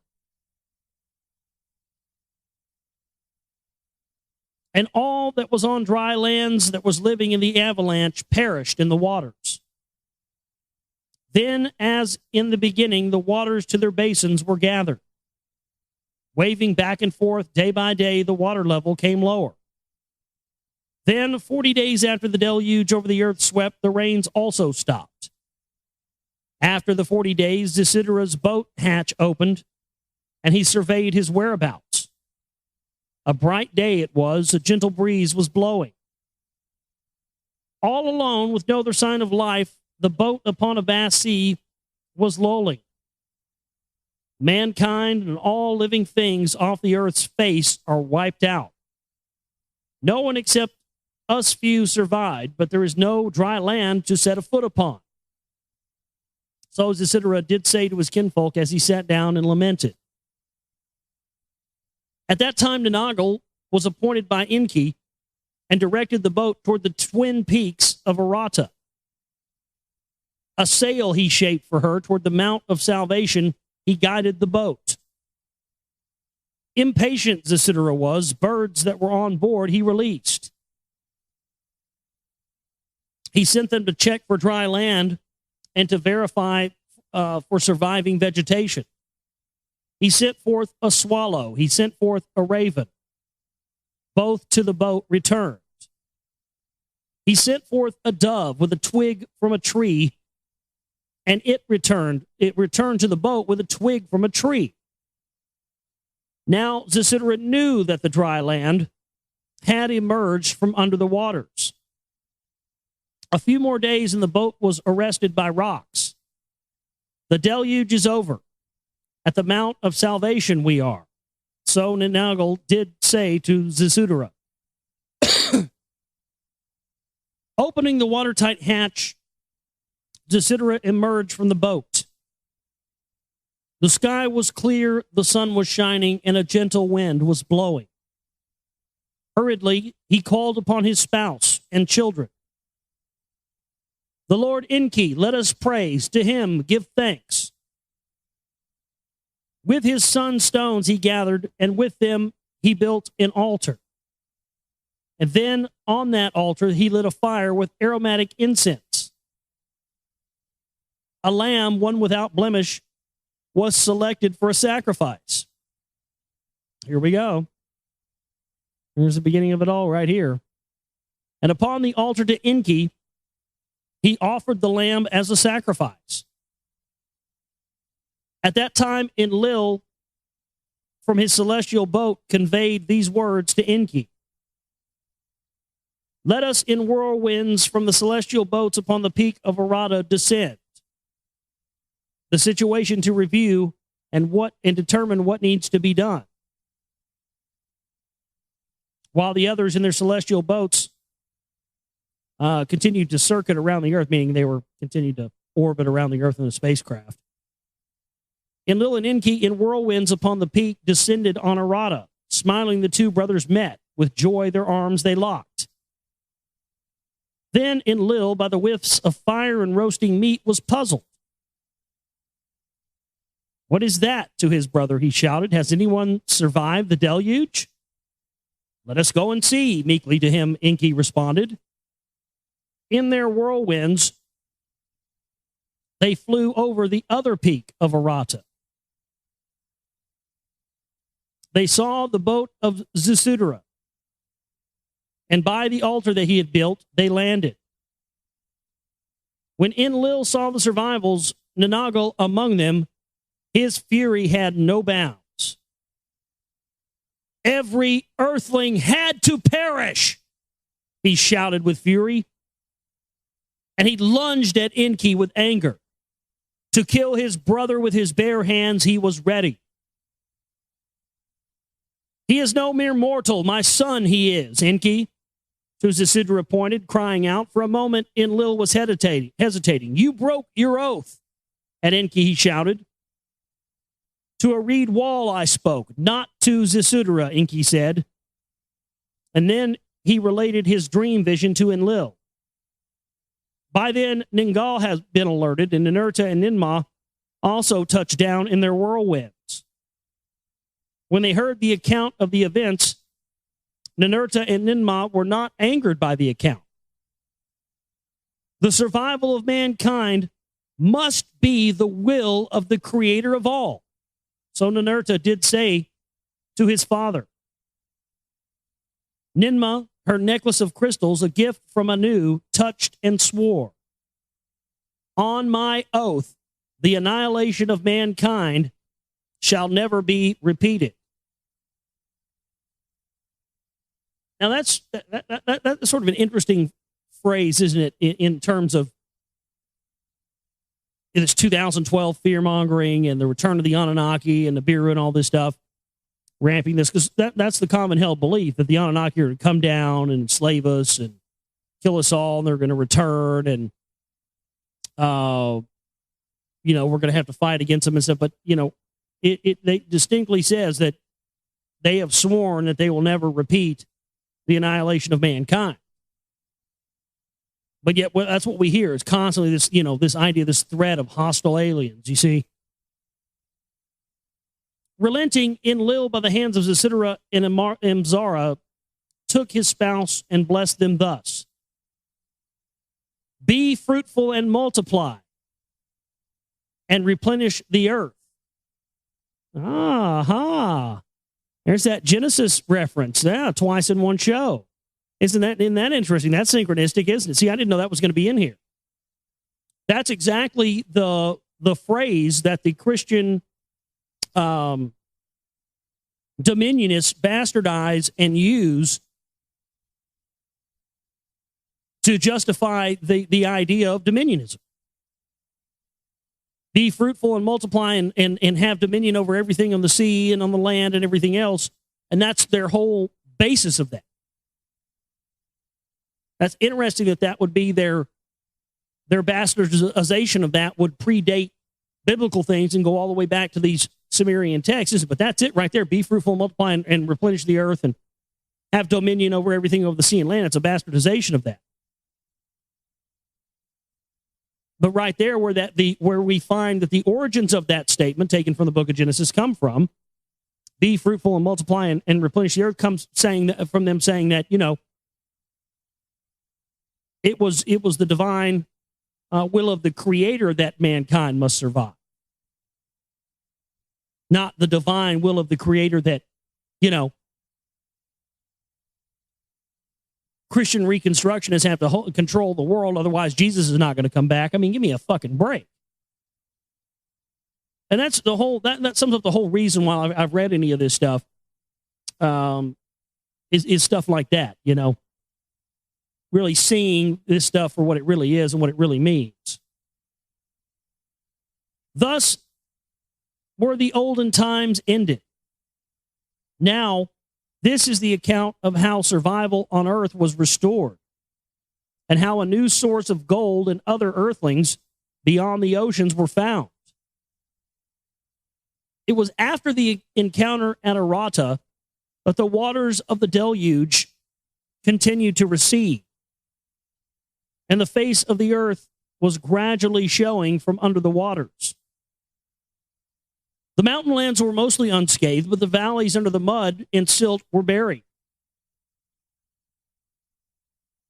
From the celestial boats and from the whirlwinds, the Anunnaki surveyed the landscapes. All that in the olden times in the Eden and the Abzu had existed under the mud was buried. Eridu, Nibiru Ki, Shurabak, Sipar, all were gone, completely vanished. But in the Cedar Mountains, the great stone platform glistened in the sunlight. The landing place in the olden times established was still standing. Oh, that's because Peru is in a higher level of elevation. That's what they're talking about, the whole Peru and the Nazca Lines area, yeah. It's at a higher elevation. It wasn't affected. One after another, the whirlwinds landed upon the platform. The platform was intact at the launch corner. The huge stone blocks held firm. Clearing debris and tree branches away, the first to land, the chariots signaled. One after the other, the celestial chariots came and touched down upon the platform. Then to Marduk on Lamu, Mars, and Nanar on the moon, words were sent. And they too returned to earth. Upon the landing place, they came down.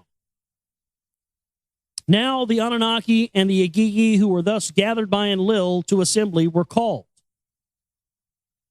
The deluge we have survived, but the earth is devastated, Enlil did say to them. All ways to recover we must assess, be it on earth or be it elsewhere. Aha, so they're talking about, that's interesting, isn't it? You know, is that an allusion to the possibility that these Anunnaki took their earthling creations and took them and also put them on other places and other planets? Very well could be. Let us assess ways to recover, be it on Earth or be it elsewhere or anywhere else, you see. Well, maybe they'll iterate more on that later in the reading here. Mars was also devastated by the passage of Nibiru, Marduk did relate. Its atmosphere was sucked out, and its waters thereafter evaporated, and now it is a place of dust storms. The moon itself cannot sustain life. Only with eagle masks is staying enabled. So did Nanar to the others give the account. And then the words of Anamur he added. Once there, that it was Tiamat's host leader, one must recall. Of Earth, a companion it is. With Earth's destiny, it is connected.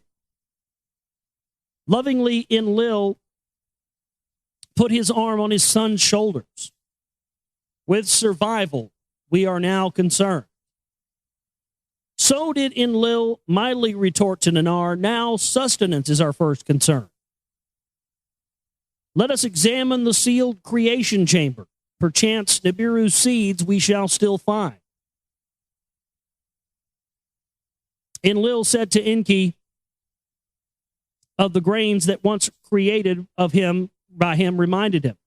At the side of the platform, clearing some mud, the shaft from times remote they found. The stone that blocked it, they lifted off. The sanctuary they entered.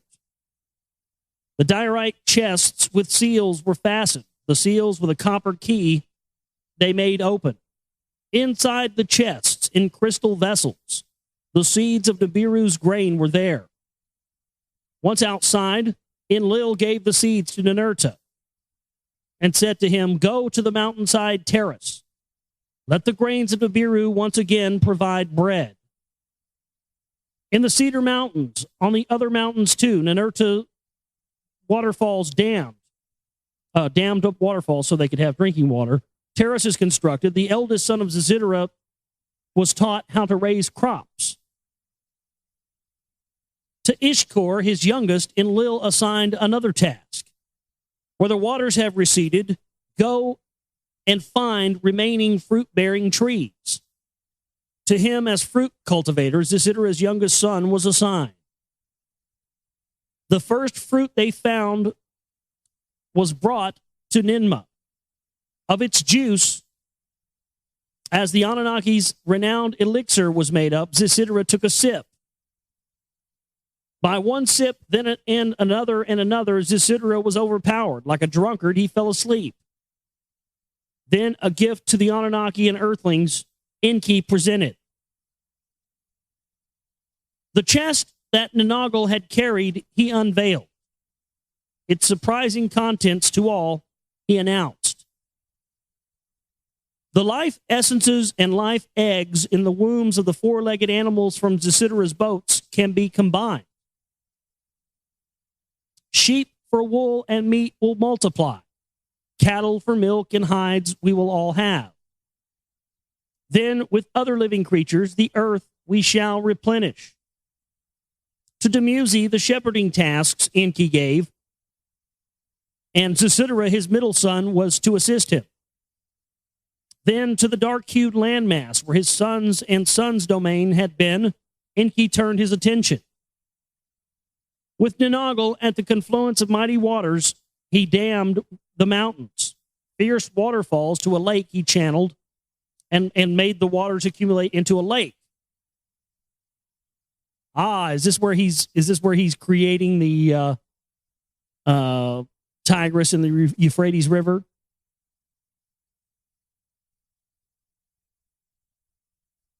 Very well could be. Then the lands between the Abzu and the Great Sea with Marduk he surveyed. Where habitations once were, he now considered how to drain the river's valleys. At midstream, where the river's waters cascaded, he raised an island from the waters. In its bowels, twin caverns he carved out. Above them from the stones, he fashioned sluices. From there, the two channels in the rocks he cut for the waters, two narrows he fashioned. Thus, the flowing waters from the highlands, coming, he would slow or let go faster with dams and sluices.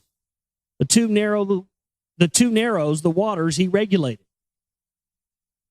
From the cavern island, the island of Abu, the river's serpentine valley from under the water he raised. In the land of the two narrows, for Dumuzi and the shepherds, a habitation did ENKI fashion, a land of two narrows, a land of two rivers between Tigris and Euphrates. The land between two rivers. There you go. With satisfaction to all of this, Enlil sent his words to Nibiru. With words of concern, Nibiru responded. The close passage that Earth and Mars affected on Nibiru caused too much damage. The shield of gold dust was torn and the atmosphere was dwindling again. Now, new supplies of gold were quickly needed. I mean, see, these guys sound like our fucking elite, don't they? They sound like the same type of motherfuckers our elite. I mean, you know, let's wipe out Earth. Let's wipe out all the Earthlings. Fuck the gold. Fuck everything else. Wipe them out. Kill them all. One guy has compassion, decides to save them. Then once they find out, okay, yeah, we wiped out just about everything, but there is a little bit surviving. Well, now our atmosphere got fucked up again, so, you know, we're going to need you to send some more gold up here. I mean, these fucking, no wonder we were ruled over by greedy bastards. The quote-unquote gods were the same goddamn way. Fervently, ENKI went to the Abzu. He went with Gabil, his son, to survey and search. All of the gold mines were gone. They were buried by the water of the avalanche. In the Eden, Bad Tibiara no longer existed. In Sapar, a place for the chariots was no more. The hundreds of Anunnaki who in the mines in Bad Tibiara toiled were gone from the earth. The multitude of earthlings, as primitive workers serving by the deluge, were turned to clay. No gold kept from earth can any more be provided. Enlil and Enki announced to Nibiru. On earth and on Nibiru, there was desperation. At that time, Ninurta completed his tasks in the mountains of the cedars.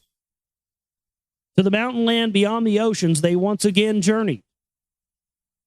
From that land on the other side of earth, he delivered astounding words.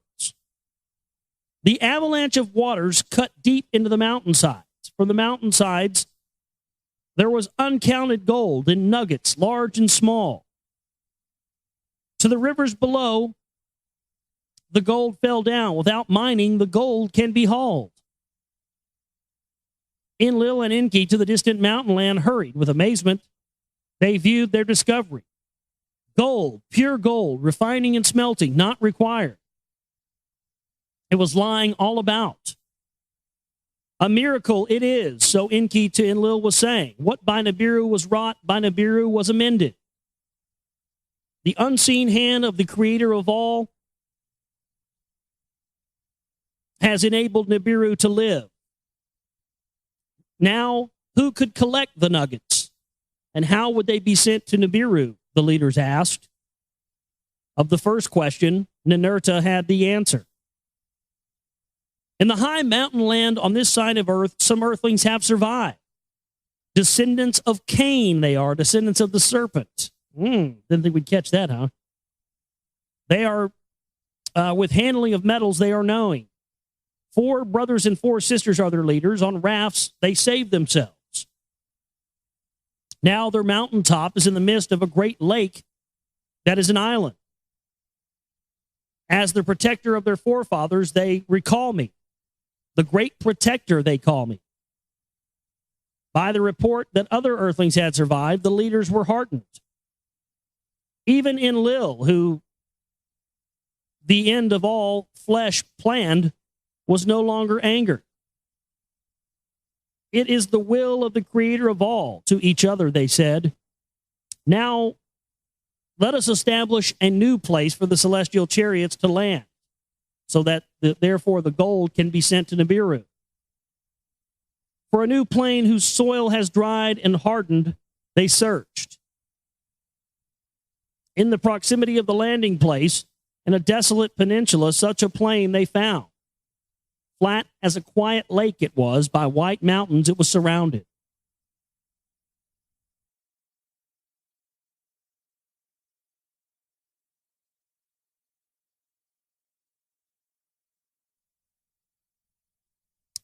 This is the account of the new place of the chariots, of the celestial chariots, and the artifice twin mounts, and how the image of the lion was usurped by Marduk.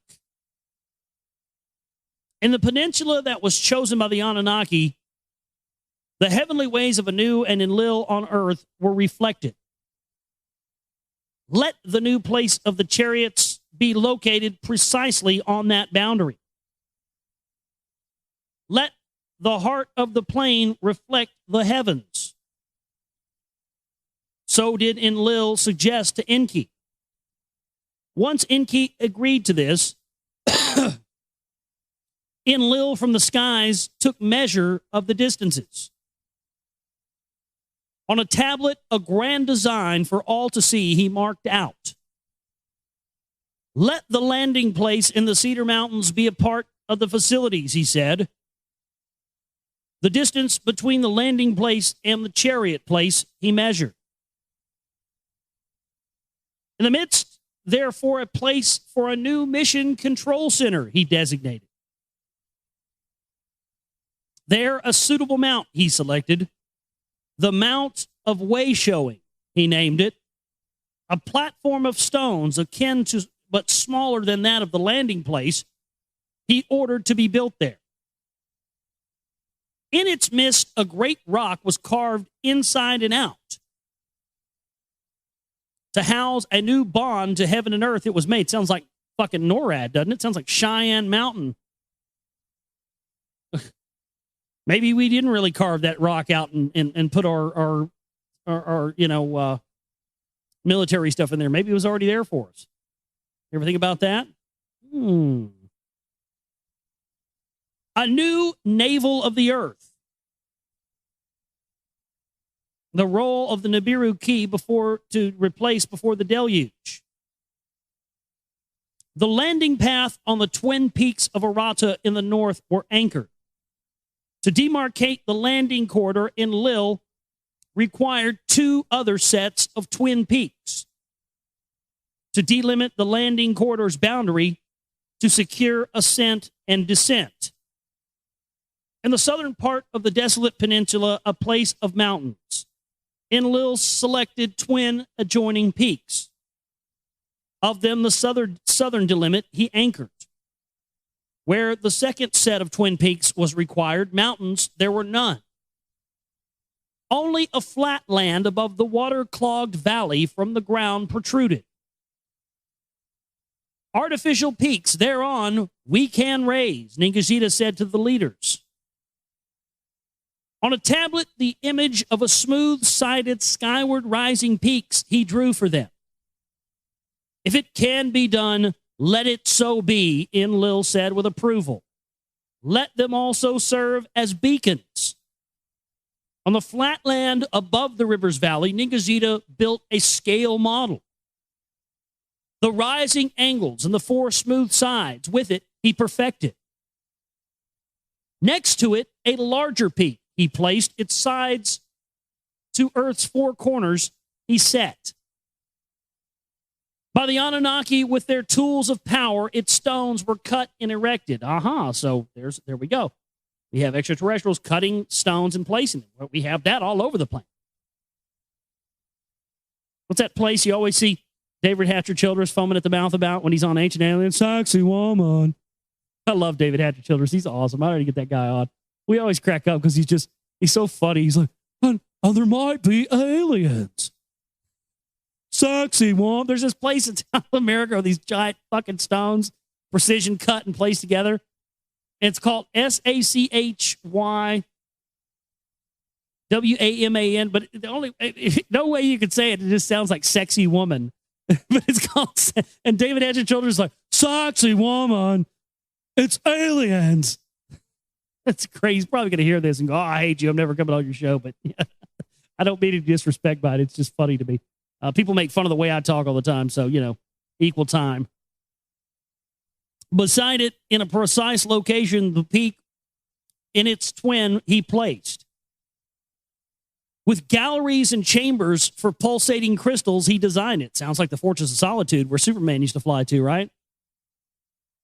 With this artful peak to the heavens rose, to place it upon the capstone, the leaders were invited. Of electrum, an admixture by Gibble fashioned, and the apex stone was made.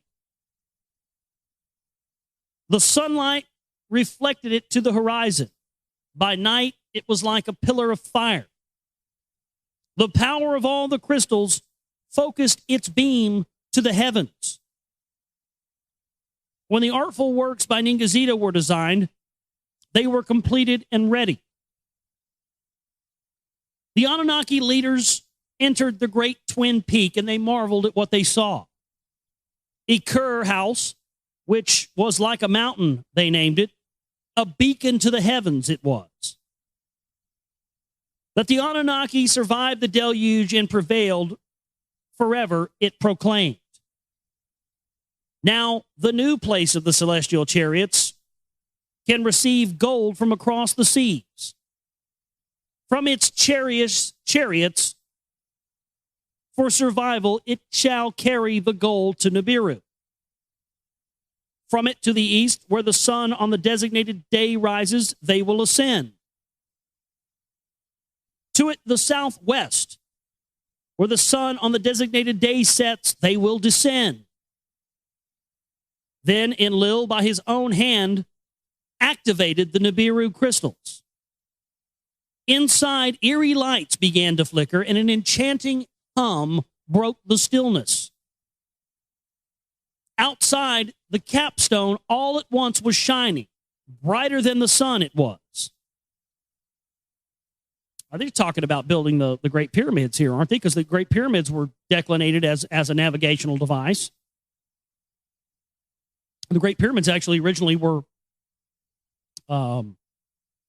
had limestone on the outer. They would, when the sun reflected them, they were bright. They would reflect the sun. I don't know that's what they're talking about here. I'm just speculating, but it does kind of seem like it. The multitude of assembled Anunnaki cried a great cry of joy. Ninmah was moved by the occasion and recited a poem and sang, "House that is like a mountain, house with a pointed peak." There you go. "For heaven and earth is equipped. It is the handiwork of the Anunnaki. House bright and dark, house of heaven and earth. For the celestial boats it was put together and built by the Anunnaki. House whose interior with a reddish light of heaven glows. A pulsating beam that far and high reaches and emits. Lofty mountain of mountains, great and lofty fashion. By the understandings of earthlings it is. House of equipment, lofty house of eternity. Its foundation stones touch the waters. Its great circumference is set in clay. House whose parts are skillfully together woven. The great ones who circle in the skies make a descent to a resting place. House that for the rocket ships is a landmark, but with unfathomable insides. By Anu himself is the Iker blessed. Thus did Ninmah at the celebration recite and sing." While the Anunnaki were celebrating their remarkable handiwork, ENKI made words of suggestion to Enlil. When in the future days it will be asked, when and by whom has this marvel been fashioned? Let us, beside the twin peaks, create a monument. Let it announce the age of the lion. There you go, the Great Sphinx. And that's interesting because it's so interesting that they would talk about, creating the pyramids and creating that as a line. And, that was where it was lined up at the time to the constellation Leo 10,000 years ago. Or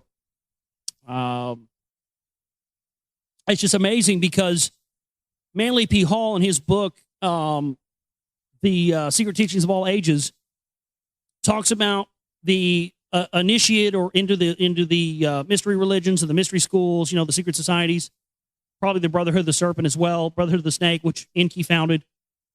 The final test, he would go inside a secret corridor that was located inside the Great Sphinx. And he would be wearing these etherical temple garments, like a robe that was made out of energy or light. And that there would be, the final test, this big, gigantic, all-seeing eye would appear, threatening and, rah, I'm going to kill you, rah. And then, he would just stand there unafraid and it would disappear. And then, boom, you're an initiate now. And it's interesting because those same correlations are talked about in the Tibetan Book of the Dead.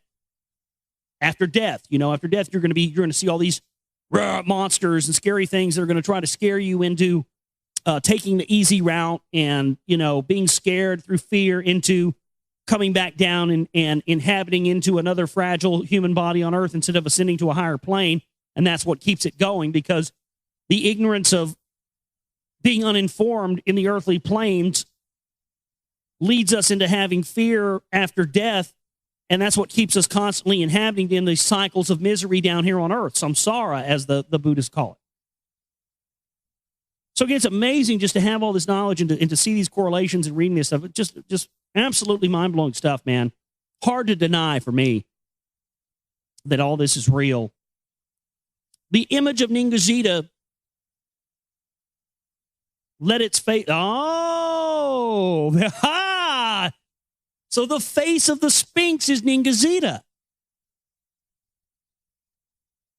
This is why the face has been desecrated and why they didn't want us to see what this face truly was. Now I'm starting to get it. It makes sense why you always see the lion on all these royal coats of arms and all this bloodline stuff. Man, wow. That's why I'm so glad we read this stuff, man. I mean, because this stuff is, you know, there's revelations for me as well. I'll learn all kinds of stuff every time we read this.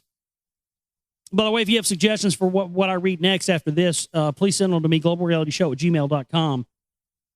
So they let the Peaks designer, so Ningazita designed the pyramids, and so they put Ningazita's face on the Sphinx. Boom, man, that makes so much sense. Let it precisely gaze towards the place of the celestial chariots. When, by whom, and the purpose, let the future generations reveal. So what they're saying here is when, just as Graham Hancock and many others have, when you go back and you look at where the Sphinx was pointing at the time in which around we know it was built, that will reveal to the children of the future just exactly who built these. That's unbelievable to me. That's just absolutely amazing. God, I've got my hair standing up on my arms right now. I got chills. Oh, I mean, that's what this is. This whole reading of this book at the beginning of it talks about how if mankind does not know this information, we are going to be destined to meet the same fate that the people on these other planets have before us. This is why. This information, folks, is the key.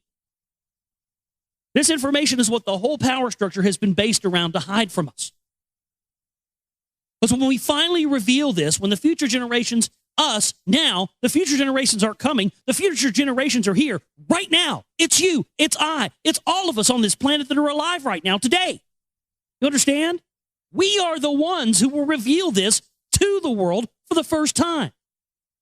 And I'm a part of it, and you're a part of it, and you should be happy and proud of that. You shouldn't, lurk around in the dark and in the underground and keep this as some, dark hidden secret or some, guilty pleasure. No, you should be proud of this information and speak it to everyone you see because it's your birthright.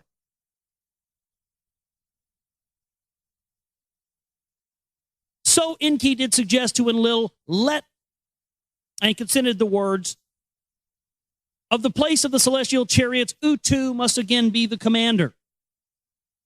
Let the gazing lion, precisely eastward facing, with Ningazita's image be. When the work to cut and shape the lion from the bedrock was proceeding, Marduk spoke words of agreement to his father ENKI. To dominate the whole earth, you promised to me. Now command and glory are granted to others. Without task or dominion I am left. In my erstwhile domain are the artifice mounds situated. On the lion, the image must be mine. By these words of Marduk, Ningazita was angered. The other sons were also annoyed. By the clamor for domains, Ninurta and his brothers were also aroused. Lands for themselves and devoted earthlings, everyone was demanding. Oh, is this sort of the key to how we have religions being set up all around the world that seem to have the same stories? Because everybody's wanting their own, piece of the pie. Everybody's wanting their own dominion, their own area where they can basically be gods. You see, they're fighting over this. Well, I want to be a god too. Put yourself in their shoes. You'd probably be the same way. I'd probably be the same way. Well, that's not fair. He gets to be a god and have all this land over here, and he's, your son, and I'm your son too, and daughter, and he gets to be a god and have earthlings worship him. How come I don't get that? No fair. Lands for themselves and devoted earthlings, everyone was demanding. Let this celebration not become a contest. Ninmah raised her voice and shouted. The earth is still in havoc. We Anunnaki are few. Of the earthlings, there are only survivors. Let Marduk not deprive Ningazita of the honor. but also let us heed Marduk's words. So did Ninmah the peacemaker say to the contending leaders. For peace to prevail, the habitable lands between us should be set apart. Enlil said to ENKI. To make the peninsula an uncontested divider, they agreed. To the peacemaker, Ninmah, they allotted it. Tilman, the land of the missiles, they named it. Oh, Tilman, the land of the missiles. Well, that's, you know what that is. That's what the original name of Samaria, Mesopotamia, was. It was something like the land of the something with the land of something with blazing rockets was what it was. Everard talks about that, I think, in his Secret Space 2 movie. The habitable lands to the east thereof to Enlil and his offspring were set apart. For the descendants of the two sons of Zecharia, Shem and Japhet, therein to dwell. The dark-hued landmass that the Abzu included was for ENKI and his clan and their domain. The people of Zechariah's middle son, Ham, were chosen to inhabit it. To make Marduk their lord of their lands the master, ENKI, to appease his son, suggested, by your wish, let it be so, Enlil said to ENKI. In Tilman, in its mountainous south, an abode for Ninmah his mother, Ninurta, built. Near a spring with date trees of Burton Valley, it was located. The mountain peak, Ninurta terraced. A fragrant garden for Ninmah he planted. When all was thus completed, a signal to all outposts on earth was given. From the mountain sides across the ocean, whirlwinds brought the golden nuggets. From the place of the celestial chariots to Nibiru, the gold was lofted. On that memorable day, Enlil and ENKI said to each other and agreed, let us, Ninmah the peacemaker, honor her with a new epithet. Ningharsag, mistress of the mountainhead, let us name her. By acclamation was Ninmah given the honor, and henceforth Ninarshag she was called. Praise to Ninarshag, on earth the peacemaker. In unison, the Anunnaki proclaimed.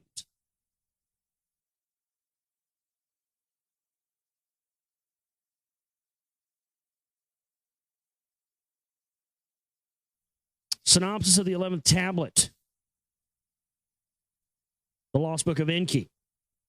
The spaceport's land, Tilman, is declared a neutral zone. It is granted to Ninmah, who is renamed Ninurshag.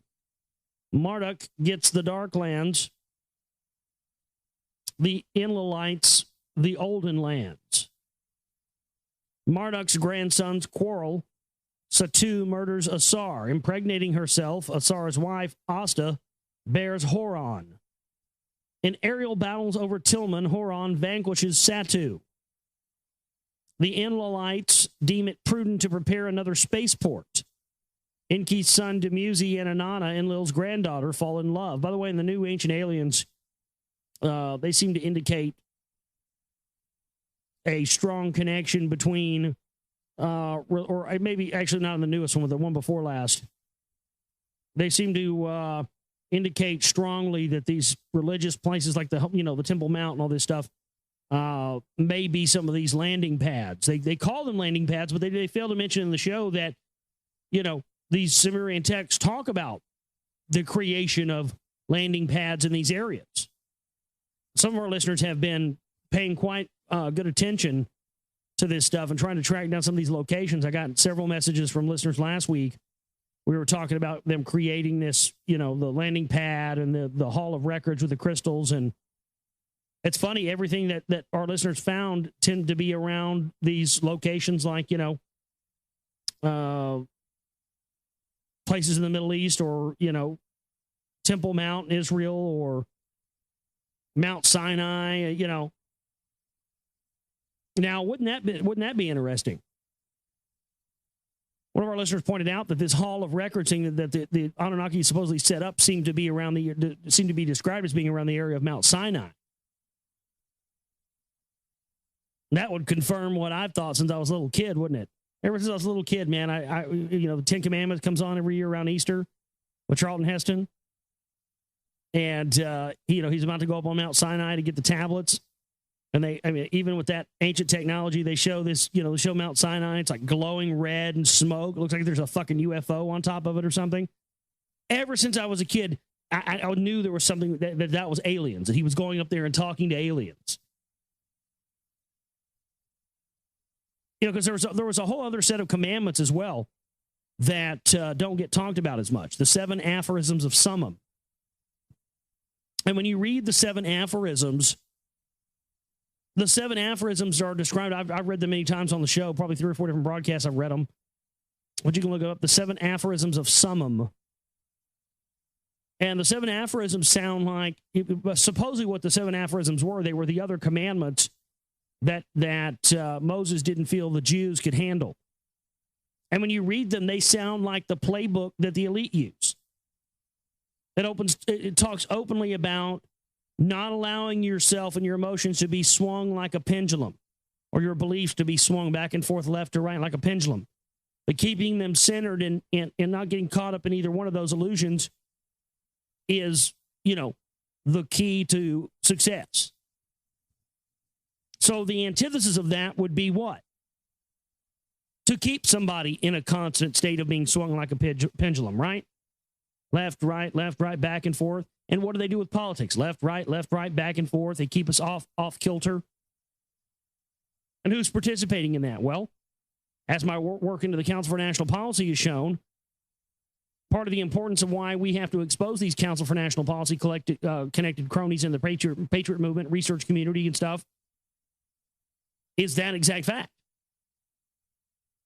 They're participating in keeping people back and forth in this left-right paradigm stuff while simultaneously claiming they don't believe in the left-right paradigm, but keeping people, I don't believe, how can you, Alex Jones says he doesn't believe in the left-right paradigm, yet vote for Ron Paul. If you didn't believe and support that system, you wouldn't tell somebody to vote for any candidate, because you're still getting people to participate in that phony system, and that is not going to solve anything. And Jones and Ron Paul and all the rest of these clowns know that, and they're just there designed to suck more money out of you and get you to be pissed off when the phony system proves to you something you should already know, that it's not designed for you. And they're just using Ron Paul and that whole thing all over again to get people pissed off, hoppy mad, wanting to arm conflict, when they show everybody yet again that the elections are controlled, they're phony, they're fake. But this time they want to use it to get people really hopping mad. That's why these guys need to be exposed. The Enlilites deem it prudent to prepare another spaceport. ENKI, son to Musi and Inanna, and Lil's granddaughter fall in love. Fearing the consequences, Marduk causes Dumuzi's death. Seeking his body, Inanna is put to death and then resurrected. Inanna launches a war to seize and punish Marduk. The Enlilites break into his hideaway in the Great Mount. They seal the uppermost chamber to entomb Marduk alive. So they sealed Marduk inside the Temple Mount, the Great Mount. That's why the Temple Mount in Jerusalem is so holy. Okay. Because they entombed Marduk inside of it alive. Well, religion just makes so much more sense to me now when I read this stuff. Marduk's wife Serpanit and his son Nabu plead for his life. Ningazita, knowing the Mount's secrets, reaches Marduk, and Marduk is spared his life and goes into exile. Enki and Enlil divide the earth among their other sons. Praise to Nanarshag on earth, the peacemaker, in unison the Anunnaki proclaimed. During the first Shar after the deluge, Nanarshag managed to cool down the tempers. Nibiru, to be resupplied with gold, was paramount over ambitions and rivalries. Slowly the earth returned to teem with life, with the seeds of life that were prepared by ENKI, or preserved by ENKI, rather. What by itself survived was augmented on land, in the air, and waters. Most precious of all, the Anunnaki discovered were mankind's own remnants. As in bygone clays, when the primitive workers were created, the Anunnaki, few and strained, now clamored for civilized workers. By the time the first Shar after the deluge was completed, the peaceful truce by an unexpected occurrence was shattered. Not between Marduk and Ninurta, not between ENKI and the Enlil clans, but by Marduk's own sons, the Igigi abetted. When Marduk and Serpanit and their sons and daughters on Lamu outwaited the deluge, the two sons, Asar and Satu, took a liking to the daughters of Shamagzag, the Igigi leader. When they all returned to Earth, the two brothers and the two sisters espoused. Asar, the one called Asta, chose. Satu, the one called Nabat, betrothed. Asar, with his father Marduk of the dark-hued lands, chose to abide. Satu, near the landing place where the Igigi dwelt, Shamgaz made his dwelling there. Shamgaz was concerned about the domains on earth. Where shall the Igigi masters be? So did Shamgaz incite the other Igigi, and of that Nabat to Satu daily spoke. By staying with his father Asar, the successor alone shall be. The fertile lands he will inherit. So did Shamgaz and his daughter Nabat say to Satu day after day. How the succession in the hands of Satu alone was to retain, father and daughter schemed. On an auspicious day, they made a banquet. They invited the Igigi and the Anunnaki. Asar, unsuspecting, also came with his brother to celebrate. Nabat, his spouse's sister, prepared the tables, and she also set footstools out for them. She beautified herself with a lyre in hand and sang a mighty song to the Asar. Satu, before him, cut choice roasted meat with a salted knife, and Shamgaz, in a large goblet, offered Asar new wine with an admixture that he had made for him. A large vessel, mighty to look upon, with elixired wine he gave him. In good humor was Asar. Merrily he arose and sang. With cymbals in his hand, he chanted. Then by the admixtured wine he was overcome and fell to the ground. Let us for a sound sleep take him, the other hosts at the banquet said. But they carried Asar to another chamber and laid him in a coffin. The coffin was tight with seals. They closed it and threw it into the sea. When word of what happened reached Asta, to Marduk, her husband's father, she raised a wailing.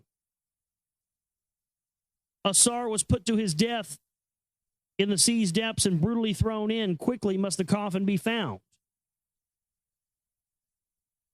They searched the sea for Asar's coffin by the shores of the dark-hued land. It was found.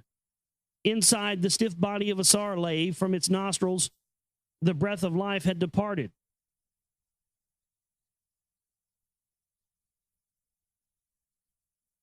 Marduk, his clothes rent, on his forehead he put ashes. My son, Serpanit cried and wept. Great were her grief and mourning. ENKI was distraught and wept. The curse of Cain is repeated to his son in agony, he said. Asta to high heavens raised a wailing.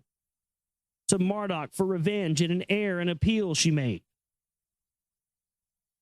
Satu his death must meet. By your own seed a successor let me conceive. Let by your name his name be remembered, the lineage surviving. This, alas, cannot be done, ENKI to Marduk and Asta said. The brother who killed the brother's brother must be the keeper.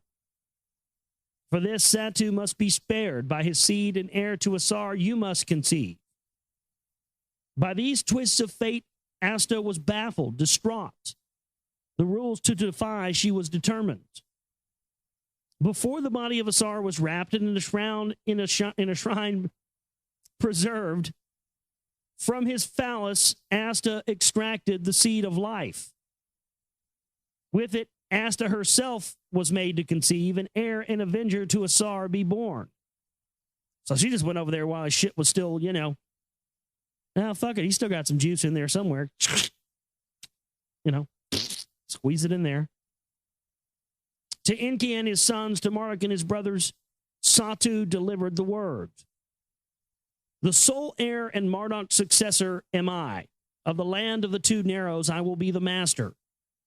Before the Anunnaki council, Asta the claim refuted. With Asar's heir, I am with child. Among the river's bulrushes, with child she hid. The wrath of Satu she was avoiding.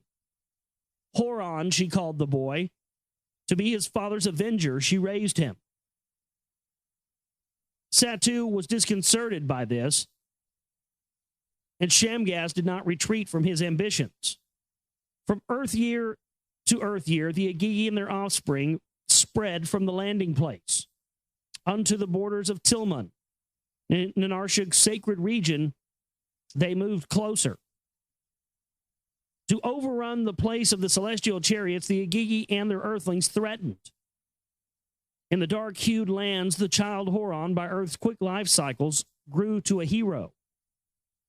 By his great uncle Gibble was Horon adopted. By him he was trained and instructed. For him, Gibble winged sandals for soaring fashioned. To fly like a falcon he was able. So he had flying shoes. He's like Icarus or something. For Gibble, a divine harpoon was made. Its arrows were bolts of missiles. In the highlands of the south, he taught Gibble the arts of metals and smithing. The secret of a metal called iron, Gibble revealed to Horon. From it, Horon made weapons. From loyal earthlings, he raised an army. Oh, so there you go. So it was these fuckers who were responsible for bringing weapons to mankind and getting us loyal to a cause to fight a war for these gods. Yeah, there you go. Shit just doesn't change. We've known that, haven't we? To challenge Satu and the Agigi northward across the land and river they marched. When Horon and his earthling reached the border of Tilman, the land of the missiles they reached. It's like Kingin Air or something like that. Land of the flaming rockets. Satu sent words of challenge to Horon. Between us two alone is the conflict. Let us one-on-one meet in contest. In the skies above Tilman, Satu in his whirlwind awaited Horon for combat. Horon soared skyward towards him like a falcon. A poisoned dart at him Satu shot like a scorpion sting. It felled Horon. When Asta saw this, a cry to heaven she sent forth. For Ningazida she cried out. From his celestial boat, Ningazida came down to save the hero. For his mother he came. With magic powers, Ningazida converted the poison to benevolent blood. By morning was Heron healed, and from the dead he was returned. Then with a fiery pillar, like a heavenly fish with fins and a fiery tail, Ningazida provided to Horon. Its eyes from blue to red to blue, their colors changed. Toward the triumphant Satu, Horon in the fiery pillar soared. Far and wide each other they chased. Fierce and deadly was the battle. At first, Horon's fiery pillar was hit. And then with his harpoon, Horon smote Satu. To the ground, Satu came crashing down. By Horon in tethers he was bound. When before the council, Horon with his captive uncle came. They saw that he was blinded, his testicles squashed. Ugh. Like a discarded jar he stood. Let Satu, blind and airless, live. So did Asta say to the council. To end his days as a mortal among the Agigi, the council determined his fate. Triumphant was Horon declared, the throne of his father to inherit. On a metal tablet was the council's decision inscribed in the Royal Hall of Records. They placed it. In his abode, Marduk, with the decision, was pleased. By what had happened, he was sorrowed.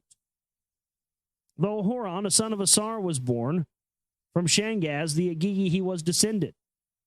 A domain, one as the Anunnaki allocated to him, was not given. Having lost both sons in each other, Marduk and Serpanet sought solace.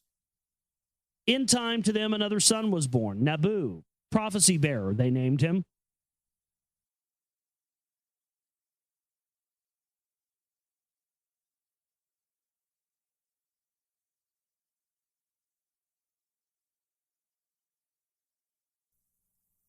Now this is the account of why in the faraway a new chariot's place was built, and the love of Dumuzi and Inanna that Marduk by Dumuzi's death disrupted. It was after the contesting of Horon and Satu and their aerial battle over Tilman that Enlil summoned a council of his three sons with concern of what was happening to them. He talked about, in the beginning, the earthlings in our image, and after our likeness we made.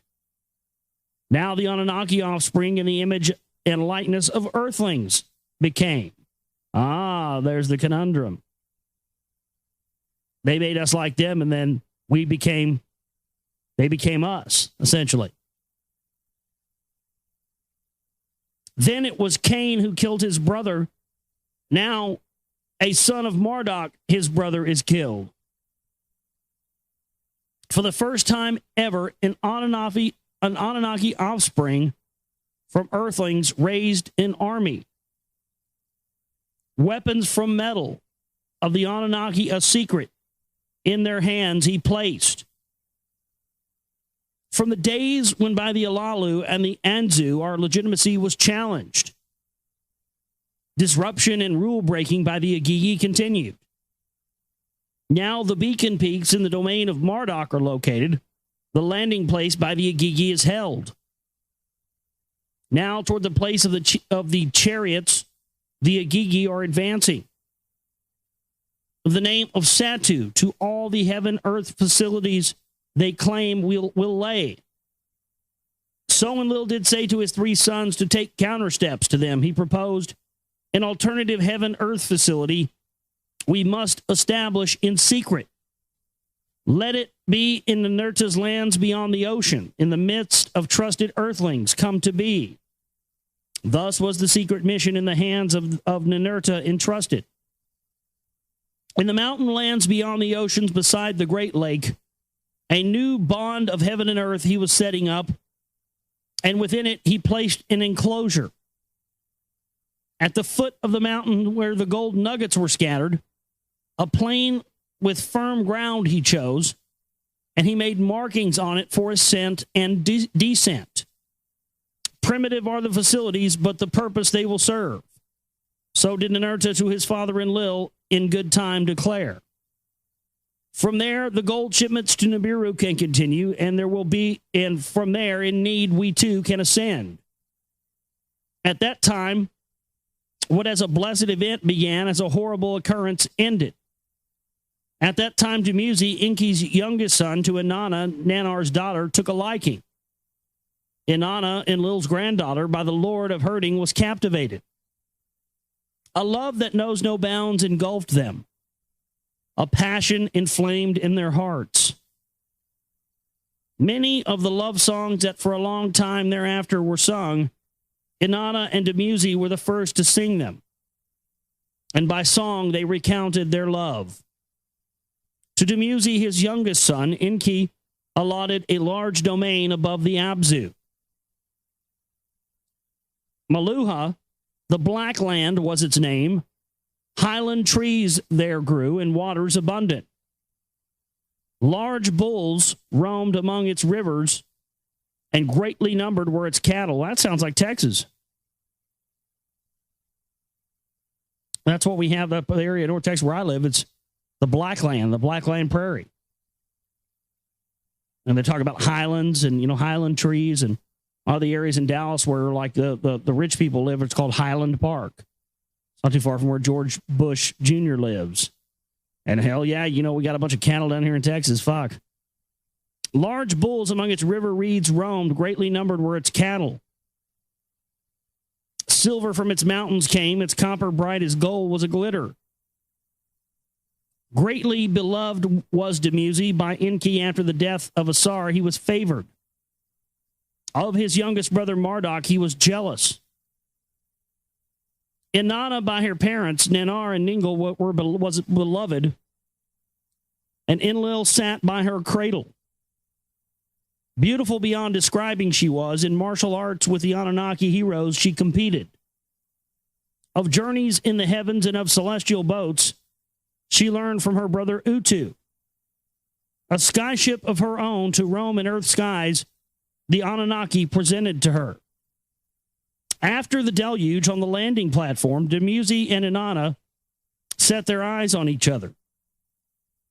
At the dedication of the artificed mounds, they had a warm encounter between them. At first, they were hesitant, he of ENKI's clan, she of Enlil and offspring. When in Arshak for peace, the disputing clans were brought together. Inanna and Dumuzi managed to get away from the others and professed their love to each other. As they went strolling together, sweet words of alluring love they said to each other. Side by side, they laid down. One heart with what the other heart chatted. I think we're about to have some semen pouring going on in some wombs. Around her waist, Dumuzi put his arm like a wild bull to take her, he wished. Let me take you. Let me teach you. To Inanna, Dumuzi said, yeah, he's going to teach you, all right. Gently she kissed him, and then to him of her mother she spoke. What fib could I tell my mother? What words will you tell Ningal? Let us tell my mother of our love, of joy cedar perfume she will sprinkle on us. To the dwelling place of Ningal and Anna's mother the lovers went. To them Ningal gave her blessing. Of Dumuzi, the mother of Inanna, approved. Lord Dumuzi, as son-in-law of Nanar, you are worthy to him, she said. Dumuzi, as bridegroom by Nanar himself, was welcomed. Inanna's brother Utu said, let it be so. Perchance the espousing peace between the clans truly will bring. Enlil said to them all. When of the love and betrothal Dumuzi to his father and brothers spoke, ENKI of peace through espousal was also thinking, and he gave his blessing also to Dumuzi. Dumuzi's brothers, all except Marduk, were joyful about the espousal. A betrothal bed of gold by Gibel was fashioned. Nergal blue-hued lapis stones were sent.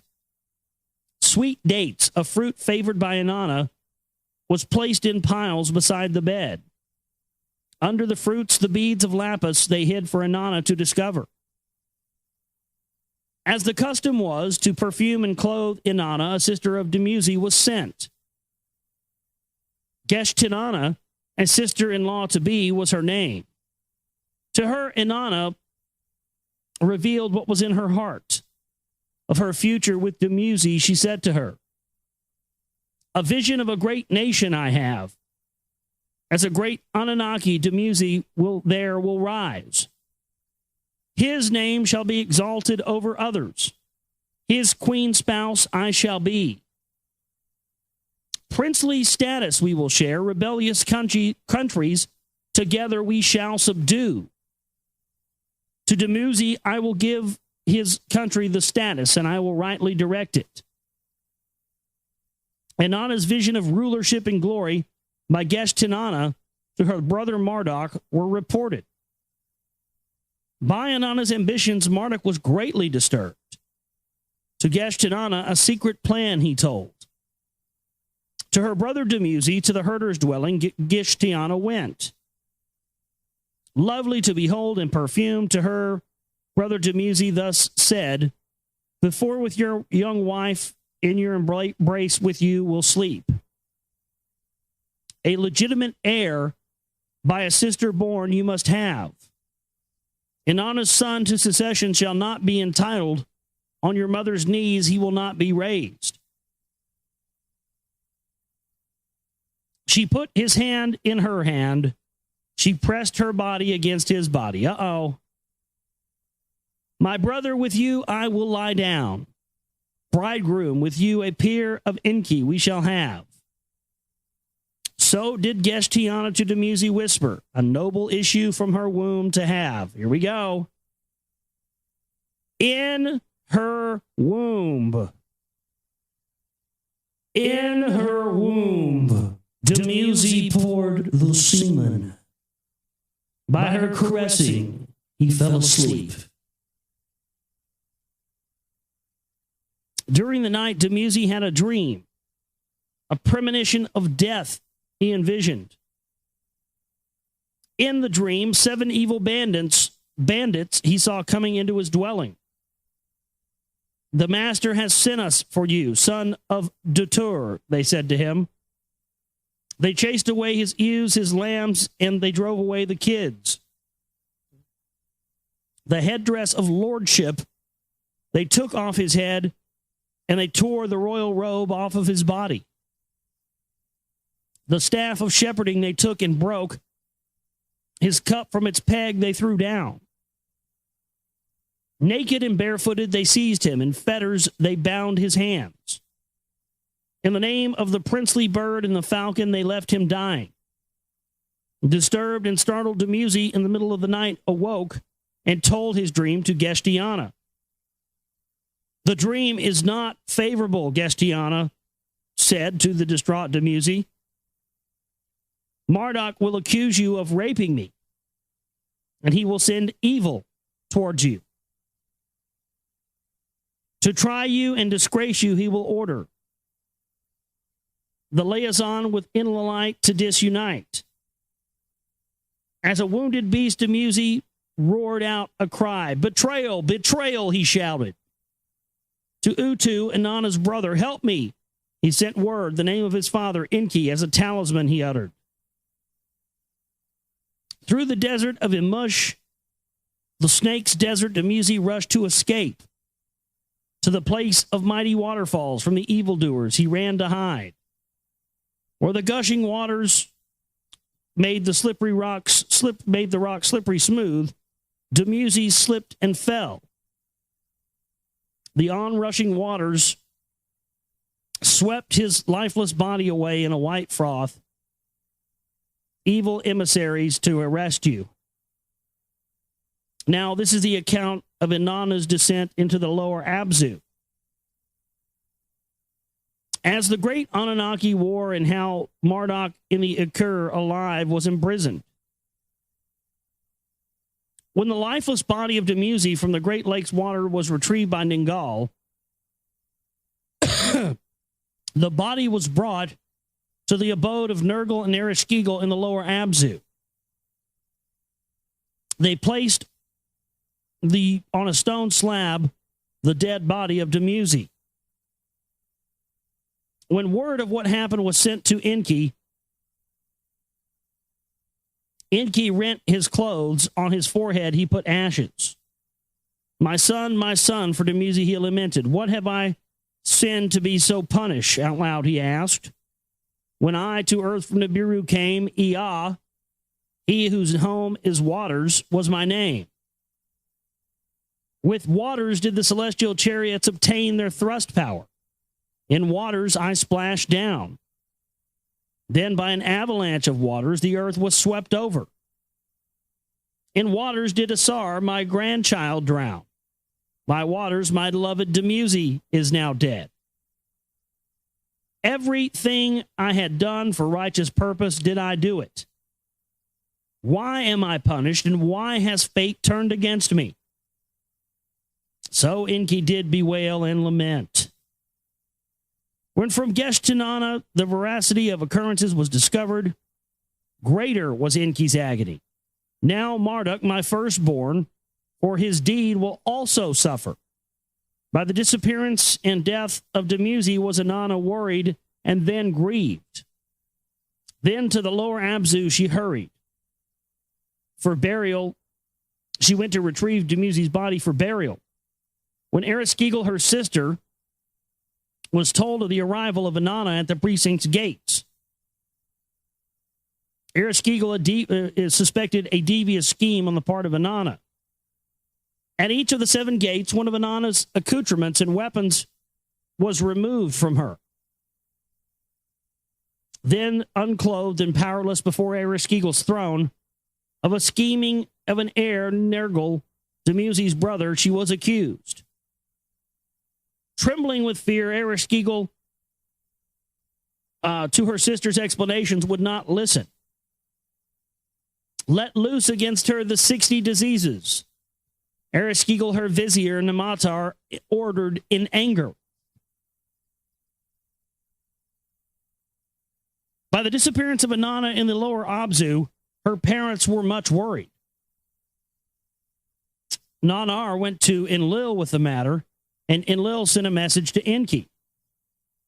From Nergal, his son, Ereshkigal's spouse, ENKI had learned what had happened. From clay of the Abzu, ENKI fashioned 2 emissaries, beings without blood and by death rays unharmed. To the lower Abzu he sent them to bring Inanna back, whether alive or dead. When before Ereshkigal they came, Ereshkigal was puzzled by their appearance. Are you Anunnaki? Are you earthlings? With bewilderment, she asked them. She didn't know what these things are. Namtar directed magical weapons of power against them, but unharmed the 2 were. To the lifeless body of Inanna he took them, hanging from a stake she was. Upon the corpse, the clay emissaries directed a pulsar and an emitter. Then the water of life they sprinkled on her, and in her mouth the plant of life they placed. Then Inanna stirred, her eyes she opened. From the dead, Inanna arose. When the 2 emissaries, Inanna to the upper world, were ready to return, Inanna, the lifeless body of Dumuzi, ordered them to take along with him. At the 7 gates of the lower Abzu, to Inanna, her accoutrements and attributes were returned. To the abode of Dumuzi in the Black Land, the rover of her youth, she ordered the emissaries to take her, to wash him with pure water and anoint him with sweet oil, then to clothe him in a red shroud and lay him upon a slab of lapis. Then in the rocks for him a rest place carve out, there to await the day of the arising. See, they've highlighted that. There in the rocks for him a rest place to carve out the day of arising, there to await. They're alluding this to being like, what happened to Christ. Right? They put him up on the cross, and they put him in this, rock place, and then a couple of days later he came out. So that's another indicator that Jesus, if he did exist, was most likely one of these Anunnaki guys, coming down and setting himself up as, the Messiah. Because, as it says here, these Anunnaki guys turned to human-like, right? So they still basically had because of the different inbreeding, they still had the traits of the Anunnaki, but they were human-sized and looked like us, but they were still very much Anunnaki. And that's more than likely what Jesus was, according to, now that we're looking at this. He was just one of those. It wasn't setting themselves up as gods anymore, because they weren't giants and the rest of it. They looked like normal mortal men, but they set themselves up as messiahs that had, traits and abilities that were beyond what mere mortal men have. Very interesting. As for herself, Inanna set her steps to the abode of ENKI. Retribution for her beloved's death she wanted, and demanded the death of the culprit of the death of Marduk. There has been death enough, ENKI said to her.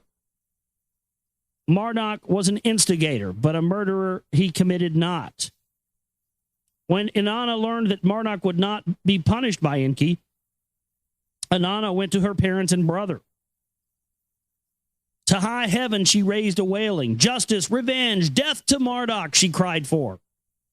At Enlil's abode, his sons Inanna and Utu joined a council of war they gathered. Ninurta, whom the rebel Anzu defeated, argued for strong measures. Of secret words between Marduk and the Igigi were exchanged, and Utu reported to them. Of Marduk, an evil serpent, earth must be rid.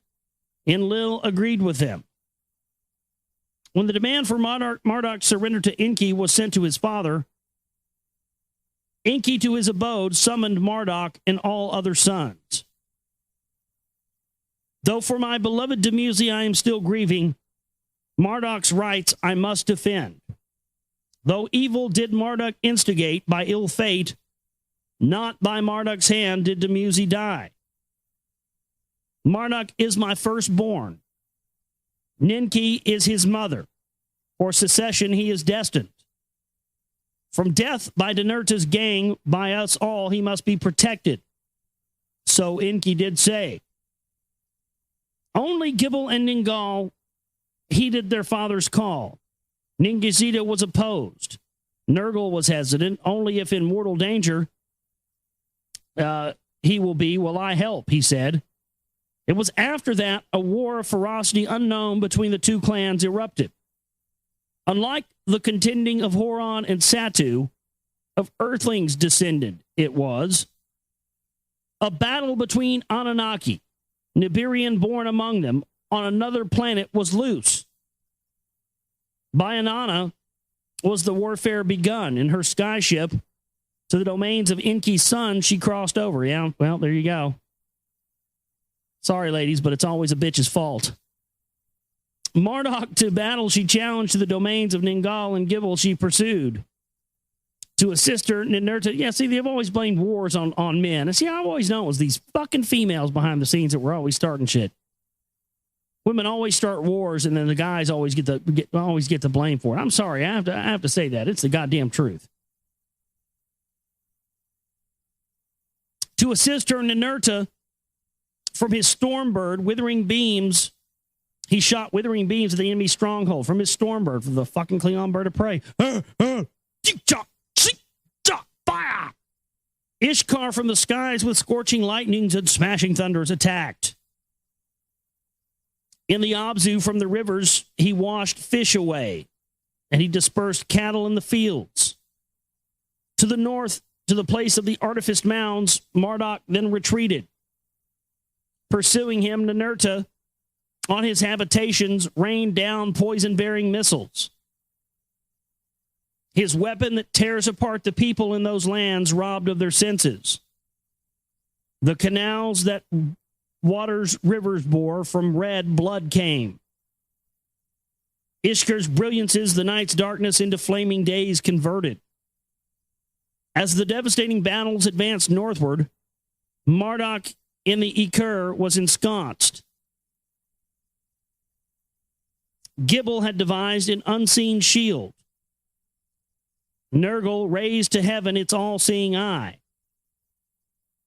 So this is some sort of shield or a weapon that they're calling an all-seeing eye. Isn't that interesting? With a weapon of brilliance by a horn directed, Inanna attacked the hiding place. Horon, to defend his grandfather, came. By her brilliance, his right eye was damaged. Bright nuclear weapons, I suppose. While Utu and their horde, the Igigi and the earthlings beyond Tillman, held off. At the foot of the artifice mounds, Anunnaki, this and that clan supporting in battle, clashed. Let Marduk surrender, let the bloodshed end, so did Enlil convey words to ENKI. Let brother to brother talk. To ENKI, Nanarshag sent a message. In his hideout within the Akur, Marduk continues to defy his pursuers. Within the house, which, like a mountain, is his final stand to be made. Inanna deflected her weapons. Inanna, the massive stone structure, could not surmount. Its smooth sides, her weapons deflected. Then Ninurta learned of a secret entrance, the swivel stone on the north side he found. Through a dark corridor, Ninurta passed. The grand gallery he reached. In the vault, by the many-hued emissions of the crystals like a rainbow, was a glitter. Inside, by the intrusion alerted, Marduk was ready with weapons. Ninurta awaited. With weapons responding, smashing the wonder crystals, Ninurta kept going up the gallery. Into the upper chamber, the place of the great pulsating stone, Marduk retreated. At its entrance, Marduk lowered the sliding stone locks from one and barred admission from everyone else. Into the Akur, Inanna and Ishkur, Ninurta followed. What to do next, they contemplated. Let the encased hiding chamber be Marduk's stone coffin to them, Ishkur said. To 3 blocking stones, ready for down gliding, Ishkur drew their attention. Let slow death by alive being buried be Marduk's sentence. Inanna gave her consent.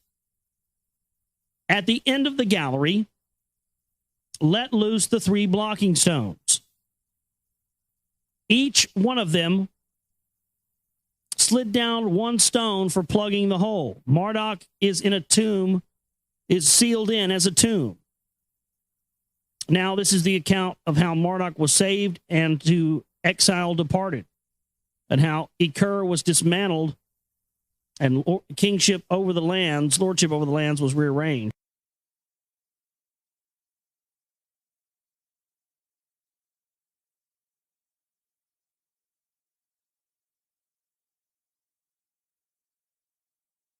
All right, here we go. Away from the sun in the light, without food or water, Marduk within the Akur was alive and entombed. By his imprisonment and punishment, without trial, Serpenit, his spouse, raised a wailing. To ENKI, her father-in-law, she hurried. She came to him with the young son Nabu. To be among the living, Marduk must be returned, Serpenit said to ENKI.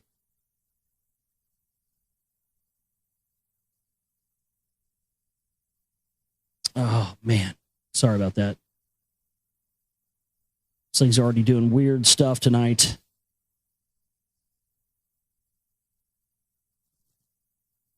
To be among the living, Marduk must be returned, Serpenit said to ENKI. He sent her to Utu and Nanar, who with Inanna can intercede. Wearing a garment of atonement, to the Lord Marduk give life, she pleaded. Let him humbly continue life. Rulership he will lay aside. Inanna was not appeased. For the death of my beloved, the instigator must die, Inanna retorted. Ninarshig, the peacemaker, the brothers ENKI and Enlil summoned.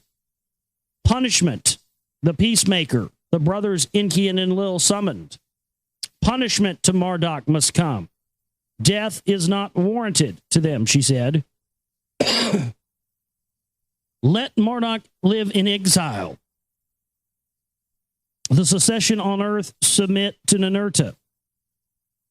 Enlil was pleased by her words and smiled. Ninurta was his son. Of Ninurta, she was the mother.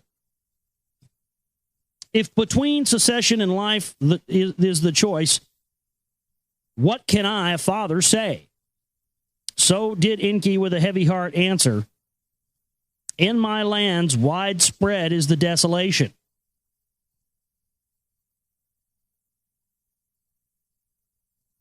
Keeps doing that. Keeps jumping off the page I'm on. Warfare must end. For Dumuzi, I am still in mourning. Let Marduk live in exile. If peace is to be returned and Marduk shall live, binding arrangements must be made, Enlil said to ENKI. All facilities that bond heaven and earth to my hands alone must be entrusted. The mastery over the land of the two narrows you must give to another son of yours. The Agigi who Marduk follows, the landing place must be given up and abandoned. To a land of no return, by no descent of Zecharia inhabited, must Marduk in exile go. So did Enlil forcibly declare to the foremost among the brothers he meant. The hand of fate ENKI in his heart acknowledged. Let it so be. With a bowed head he acknowledged. Ningazida alone the Akur innards knows. Let him over its land be the master. After the decisions by the great Anunnaki were announced, Ningazida for the rescue they summoned. How Marduk from the blocked and sealed innards, how he was supposed to extricate Marduk from the blocked and sealed innards was his challenge. To let free the one who is buried alive, they gave him a task beyond conceiving. Ningazida contemplated the Akur's secret designs and planned on how to circumvent the blockings. Through a chiseled upper opening, Marduk will be rescued to the leaders, he said. At a place which I will show them, a doorway in the stones they will cut. From it upward a twisting passageway they shall bore. Rescue shaft will be created.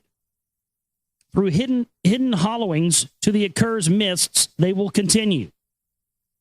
At the vortex of the hollowings through the stones they will break through. A doorway to the insides they will blow open, thereby circumventing the blockings. Up the grand gallery they will continue. The 3 stone bars they will raise. The uppermost chamber, Marduk's death prison, they will reach. Anunnaki, guided by Ningazida, outlined the plan, then followed.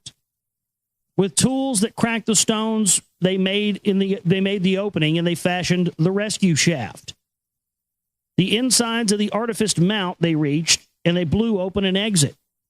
Circumventing the 3 blocks of stones, the uppermost chamber they reached. On a small platform, the porticules they raised. Marduk fainted, and they rescued him. Carefully through the twisting shaft, they lowered the Lord. To fresh air, they brought him. Outside, Serpenit and Nebu, spouse and father, were awaiting. A joyful reunion it was. When to Marduk, his father ENKI conveyed the terms of release to him. Marduk was enraged. I would rather die than forfeit my birthright, he shouted. Serpenit into his arms, Nebu thrust. We are a part of your future, she said softly. Marduk was angered, and he was also humbled. To fate I yield, he inaudibly said. With Serpenit and Nebu to the land of no return, he departed.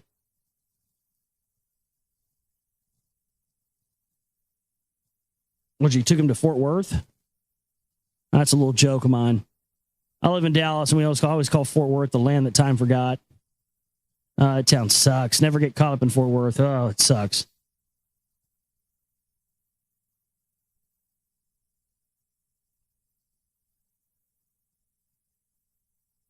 To a place where horned beasts are hunted with wife and son he went. Horned beasts are hunted. Huh. A land where horned beasts are hunted? What, like fucking rhinos? Where they send them to Africa? After Marduk had departed, Ninurta and the Akur re-entered the shaft. Through a horizontal corridor to the Akur's vulva, he went. Huh? The piece of land has a vulva? Has a vagina? That's interesting. Huh.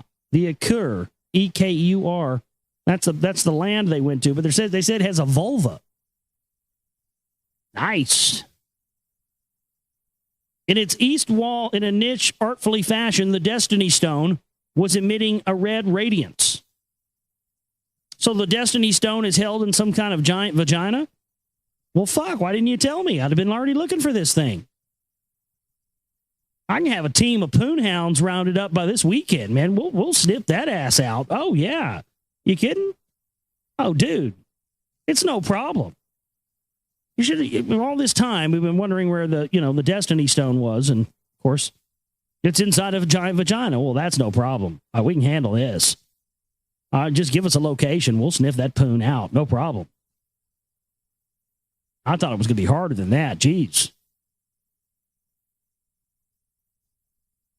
Through a horizontal corridor to the occurs vulva, he went, you can't make this up, man. This is... the Destiny Stone was emitting a red radiance.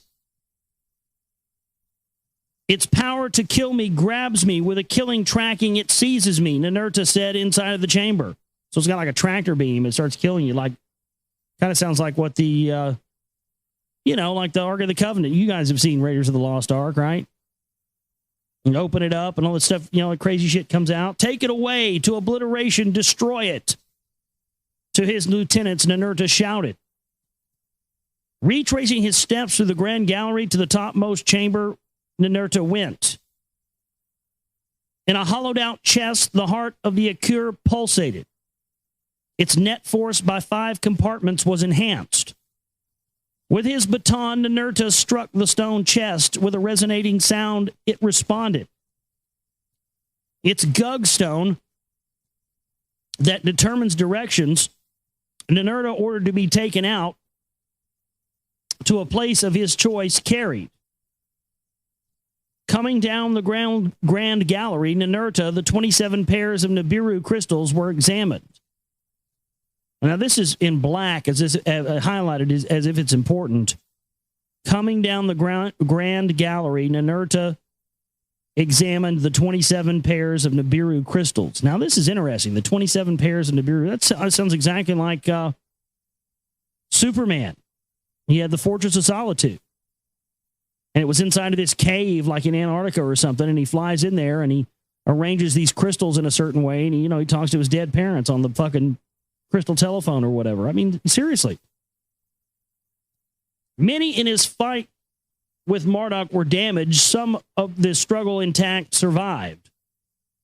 To remove the whole ones from their grooves, Ninurta ordered the others with his beam. He pulverized. Outside the house, which like a mountain is, Ninurta in his black bird soared. There he goes again, the Klingon bird of prey. Black bird, Klingon bird of prey again. To the apex stone, his attention turned. The enemy's epitome he represented. Man, this thing is going crazy on me tonight. With his weapons, he shook it loose and toppled it to the ground in pieces. By this, fear of Marduk is forever ended, Ninurta victorious declared. On the battleground, the assembled Anunnaki announced their praise of Ninurta. Like Anu you are made, to their hero and leader they shouted. To replace the incapacitated beacon, a mount near the place of the celestial chariots was chosen. Within its innards, the salvaged crystals were rearranged. Upon its peak, the Gug stone, the stone of directing, was installed. Mount Mashu, Mount of the Supreme Celestial Bark, the mount was called. At that time, Enlil summoned his 3 sons. Enlil and Ninursig also attended. Commands over olden lands to confirm, lordships over new lands to assign, they met. To Ninurta, who Anzu and Marduk had vanquished, the Enlilship powers were granted. In all the lands his father's surrogate to be. Of the landing place in the Cedar Mountains, lordship to Ishkur was granted. To his domain, northward thereof, was he joined at the landing place.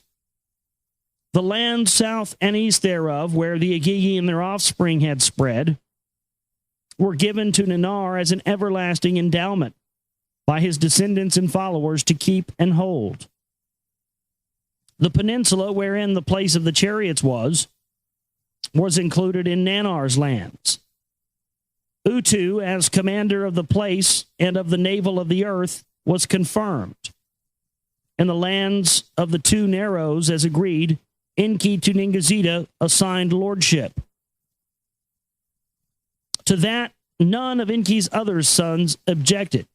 To that, Inanna was opposed.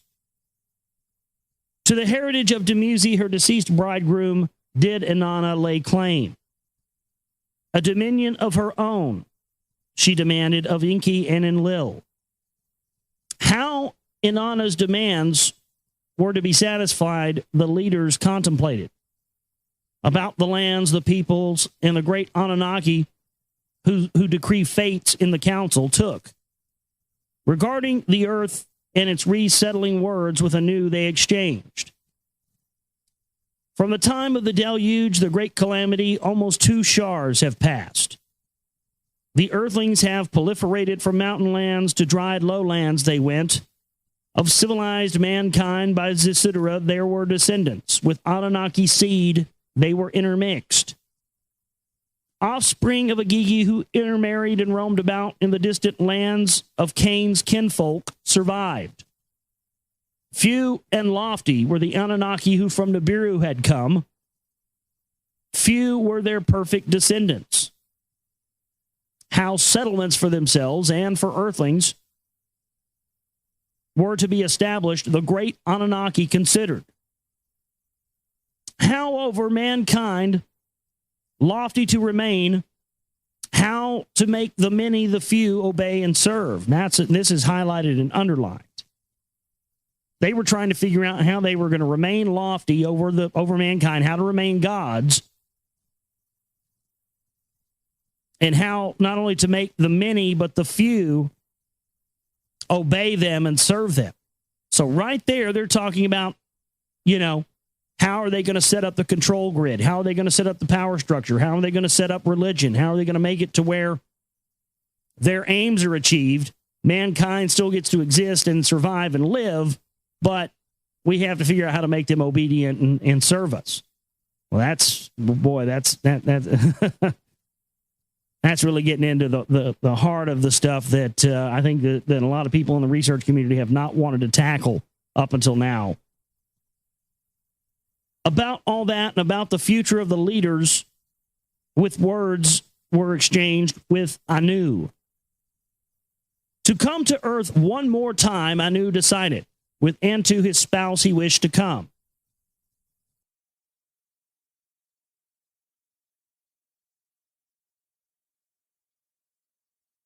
Synopsis of the 12th tablet. The soil's dry, plains and river valleys are resettled. Plentiful gold comes from the lands. Oh, I just lost my place again. From the lands, plentiful gold comes from the lands beyond the seas. Anu and his spouse Antu arrive for a memorable visit. Reminiscing, the leaders realize they are destiny's pawns. They allocate 3 regions of civilization to mankind. Pardoned by the departing Anu, Marduk remains rebellious. The first region and space facilities are in the light lands. Man's first civilization begins in the first region, Sumir. Marduk usurps a site to build an illicit launch tower. Frustrated by the Enlilites, Marduk seizes the second region. He deposes and exiles Ningazida, Toth. Again, haha, in your face, motherfucker. All those motherfuckers out there, oh no, Toth is not an Anunnaki, he's Egyptian. Egyptians ain't got nothing to do with Anunnakis. Really? Is that right? I've literally been told that by researchers and people in radio hosts and stuff before. I'm not even kidding you. It's not my problem you don't do your research. It's not my problem you don't read. Don't take it out on me. Ah, damn, man. He declares himself Ra, supreme God in a new religion. He introduces pharaonic reigns to mark a new civilization. Enlil assigns his son Ishkur to protect the metal sources. Inanna is granted dominion in the third region, the Indus Valley. And here we start the 12th tablet. To come to earth one more time, Anu decided. He wished to come with his spouse Antu. While they awaited his arrival, the Anunnaki reestablished abodes in the Eden again. From the mountain lands where descendants of Shem dwelt, to the olden land the black-headed people migrated. There it's where they in there. There you go. The black-headed people going into Africa. Upon the newly dried soil, the Anunnaki let them settle to provide food for all, where Eridu, Enki's first city, had stood before the deluge. On top of the myriads of mud and slit, a new Eridu was marked out. In its center, upon a raised platform, an abode for Enki and Ninki was built. House of Tile Lord, whose return is triumphant, it was called. With gold and silver and precious metals by Enki's sons provided it was adorned. Above in a circle skyward pointing, they were pointing towards the 12 constellations that were marked out by their signs. Below, as in the Abzu, waters with swimming fishes were flowing. In a sanctuary, a place that no uninvited can enter, Enki kept the ME formulas. Now, a listener sent me an email tonight and said that maybe ME means mitochondrial extraction. I'd have to say, judging from what they've said here, that I have to agree with that. So thank you to our listener who sent that suggestion. Yeah, I think that's probably what it is. Because it talked about when they created the ark that they put in the ark, they put, the MEs for each creature in there. Remember it talked about that? We read that a couple weeks ago or something. So mitochondrial extractions, yeah.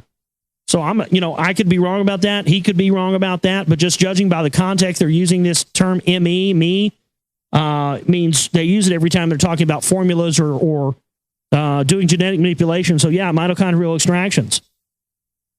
Mitochondrial DNA. Good catch there, listener.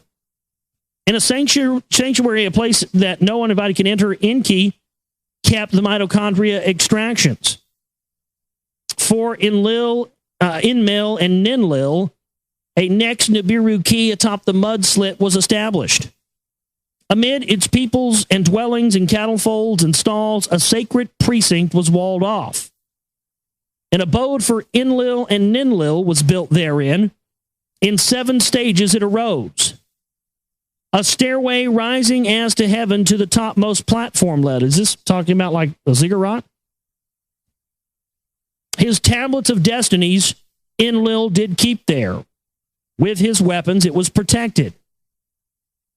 The lifted eye that scans the lands, the lifted beam that penetrates all. That's not the lifted eye. That sounds like because we talked about, I think last week, they talked about creating the Sphinx, and they referenced something about this all-seeing eye before, as if the all-seeing eye is actually an entity, an actual thing. That's also referenced by Manly P. Hall, and I found that very interesting because it talked about the Anunnaki built the Sphinx and all this stuff, and I was going, wow. Well, Manly P. Hall talks about in the Secret Destiny of or the Secret Teachings of All Ages, that inside, there's a secret chamber inside of the Sphinx where someone who has gone through all the degrees of the secret societies and the Babylonian mystery schools goes in for their final test there, and they have to battle this all-seeing eye thing. So it very well could be that this all-seeing eye thing is more than just a symbol, but actually represents some entity that we are as of yet unfamiliar with. Totally crazy, totally insane. In the courtyard in its own enclosure, Enlil's fast-stepping skybird was kept. Yeah, it's Klingon bird of prey. As for the time for the arrival of Anu and Antu neared. For their stay in the Eden, a new place was selected at neither Enlil's nor Enki's. Unki, the delightful place it was named, shade trees were planted in it.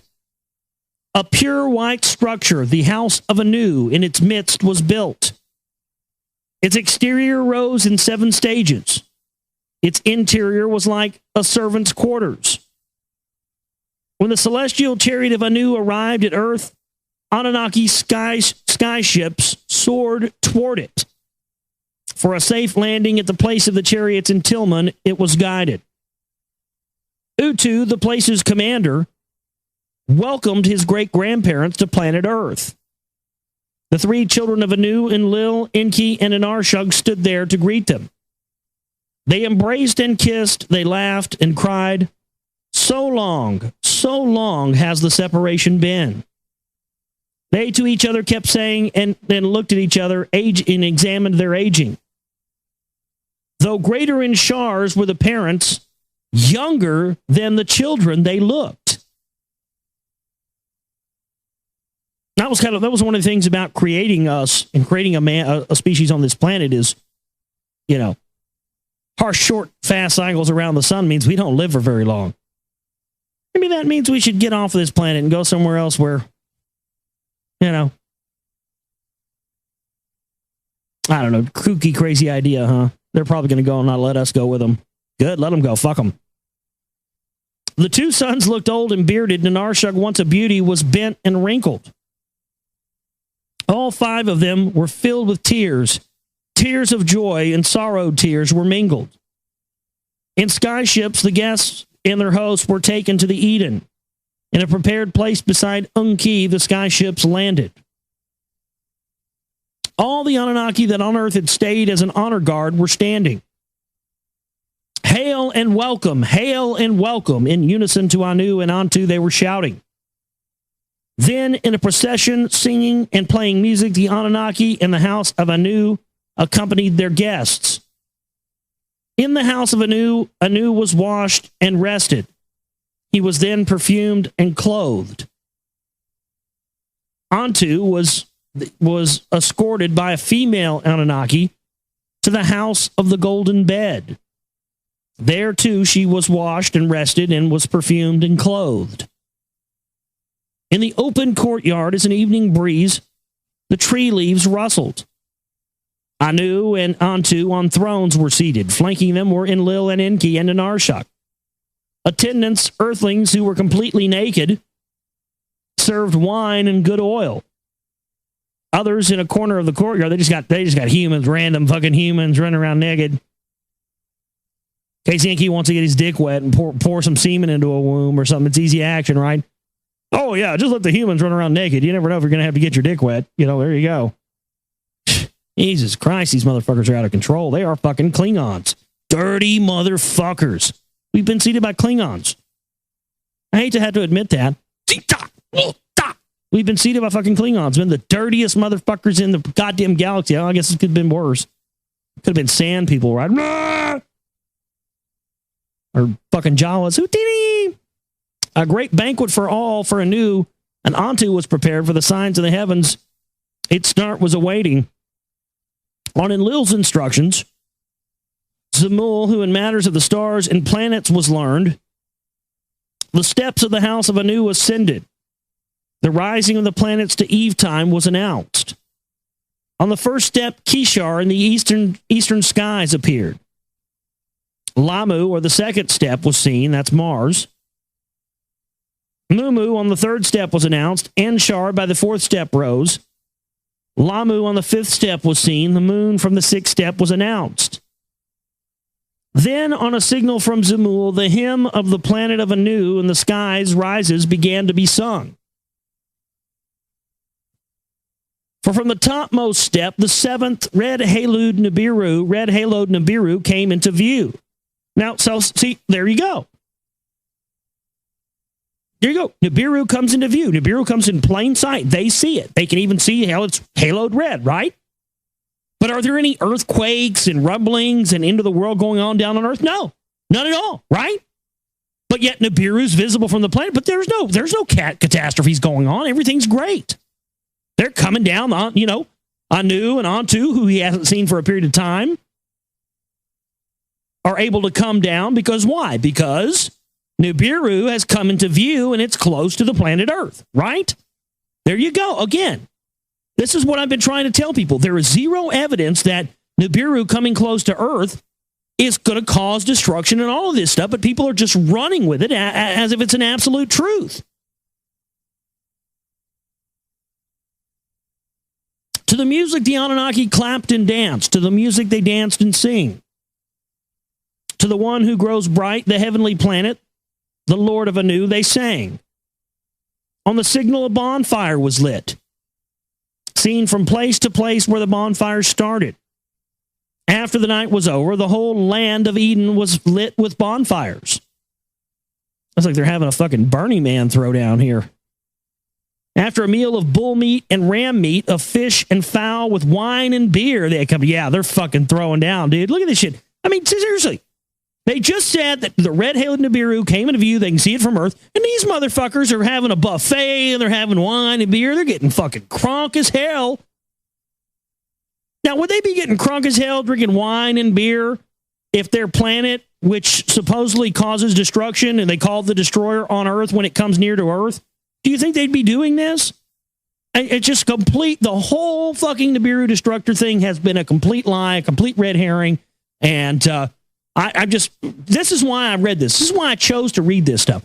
Not because I believe Zecharia Sitchin or I'm a fan of him or anything else, but because I knew if we actually read this stuff from ourselves and read this in the court of public opinion on a radio show, that we would come to a lot more truth than the thing we've been being told just to accept, oh, yeah, blah, blah, blah, this, that, and the other, yeah, Nibiru's this. But, I'm glad that we got into this and are able to find this out for ourselves now. I feel so much better about myself and about the things that I say and the stuff that I put out on the show when we do stuff like this, Because I've known in my gut that that's been a red herring for the longest time. But, I mean, here, to me, this is just absolute proof. It's just hard for me to deny that at this point. For several Earth days and nights, Anu and Antu slept. On the sixth day, his two sons and daughter Anu summoned. Of what had transpired on Earth, he heard their accounts. Of the peace and the warfare he learned.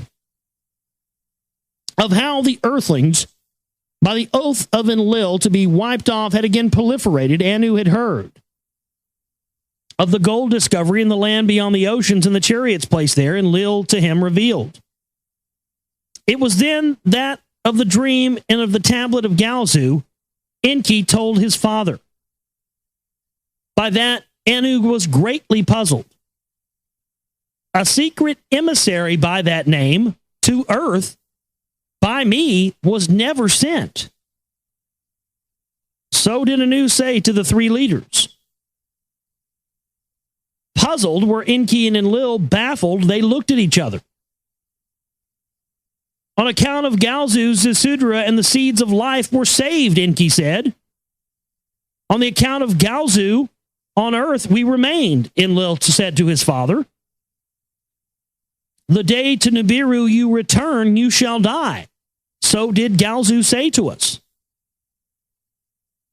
Incredulous of that was Anu. The change of cycles indeed did cause havoc, but it was cured with elixir.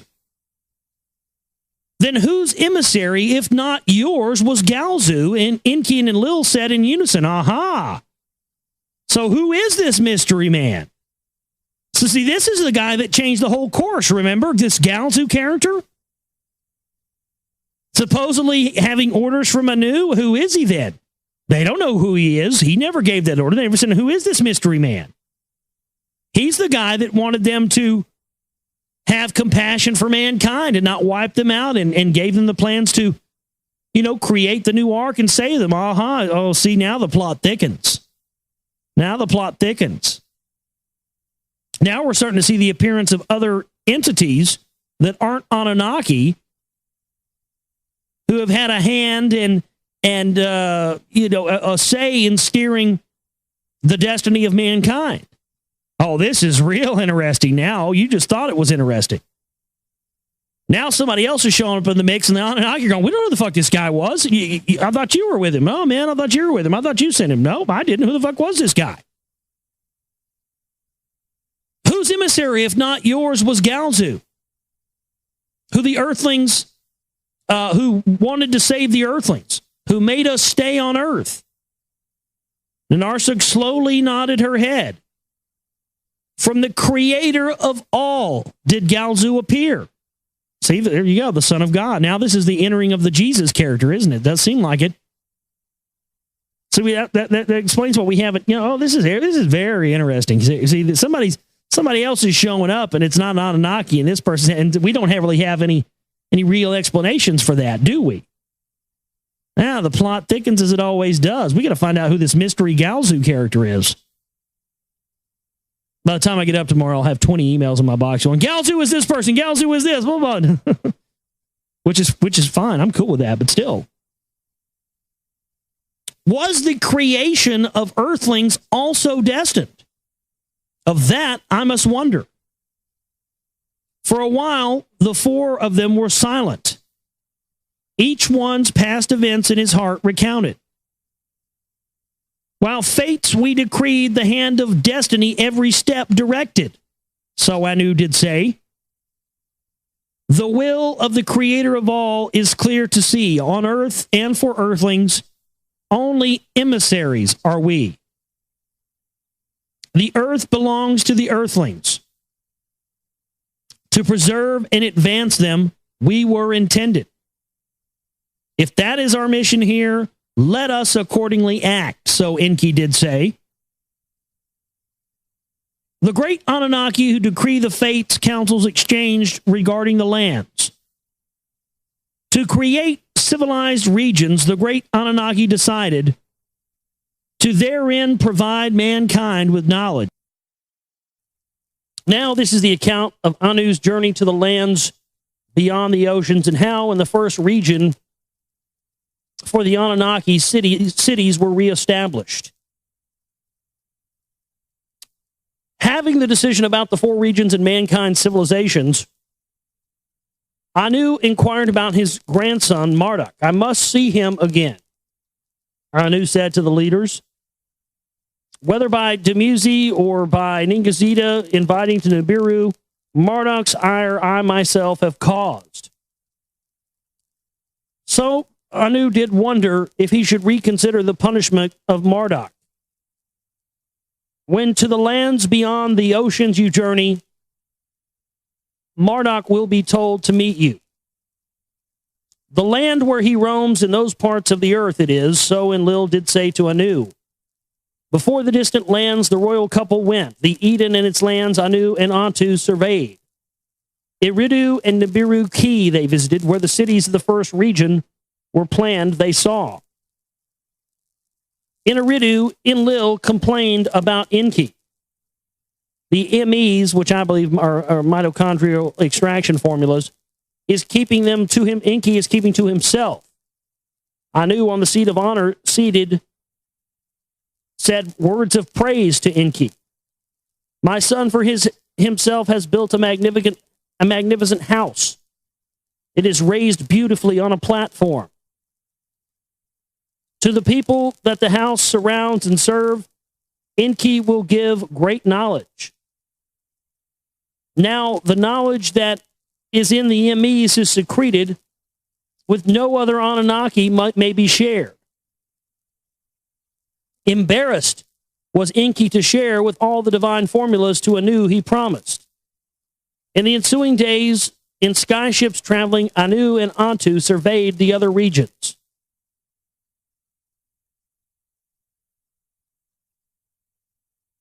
Then on the 17th day, to Unig Key, the royal couple returned for one more night of rest. Tomorrow, when the younger Anunnaki come before Anu and Antu for blessing, Anu to his great-granddaughter Inanna took a liking. He drew her closely, he hugged her, and he kissed her. Let all my words heed to the congregation, he announced. This place, after we leave, to Inanna as a dowry is given. Let the skyship in which we shall vary the earth be my present to Inanna. Joyed, Inanna began to dance and sing. Her praises of Anu as hymns in times to come were chanted. Therefore, bidding farewell to the Anunnaki for the lands beyond the ocean, Anu and Antu departed. Enlil and ENKI, Ninurta and Ishkar with them to the golden land went. To impress Anu the king with the great golden riches, Ninurta built an abode for Anu and Antu. Its stone blocks were cut to perfection. With pure gold inside it was covered. A golden enclosure with flowers of carnelian stones were carved, and the royal couple awaited. By the shore of the great mountain lake, the abode was erected. How the gold nuggets are collected, the visitors were shown. There is enough gold here for many shars to come, Anu said, satisfied. To a place nearby, Ninurta, to Anu, and Antu showed an artificed mound.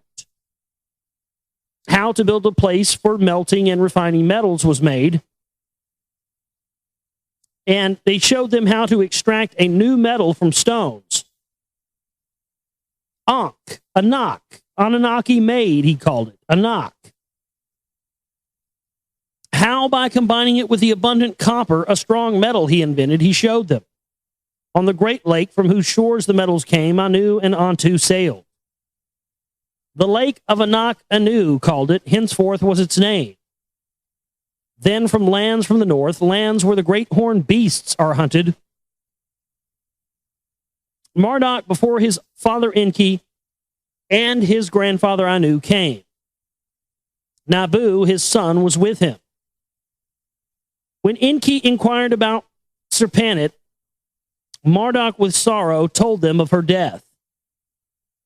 Now Nabu alone with me has remained. To his father and grandfather, Marduk said. Anu, Marduk to his chest pressed. Enough, you have been punished, to him, he said. With his right hand on Marduk's head, Anu, Marduk is to be forgiven and blessed. From the golden place high in the mountains, all who had gathered in the plain below went. There, stretching the horizon, Ninurta had prepared a new place for the chariots. Anu and Antu's celestial chariot stood there ready and was loaded with gold to the brim.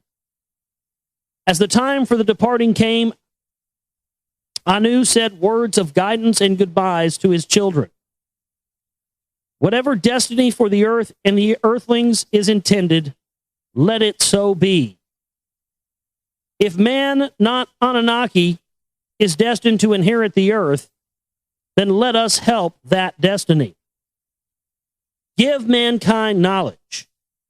Up to a measure, secrets of heaven and earth, let them teach. Give them knowledge up to a measure. See, give them knowledge up to a certain point, but don't give them too much now. That's the foundations of the priest class, ladies and gentlemen, right there. Laws of justice and righteousness teach them, then depart and leave. So did Anu say to his children, giving them fatherly instructions. Once more they hugged, embraced, and kissed, and from the new chariot's place, Anu and Antu left for Nibiru. The first to break the sorrowed silence was Marduk. With anger were his words. What is this new place of celestial chariots? Of others in explanation, he demanded.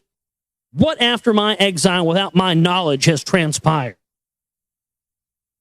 When Enki told Marduk of the decisions about the four regions, Marduk's fury knew no bounds.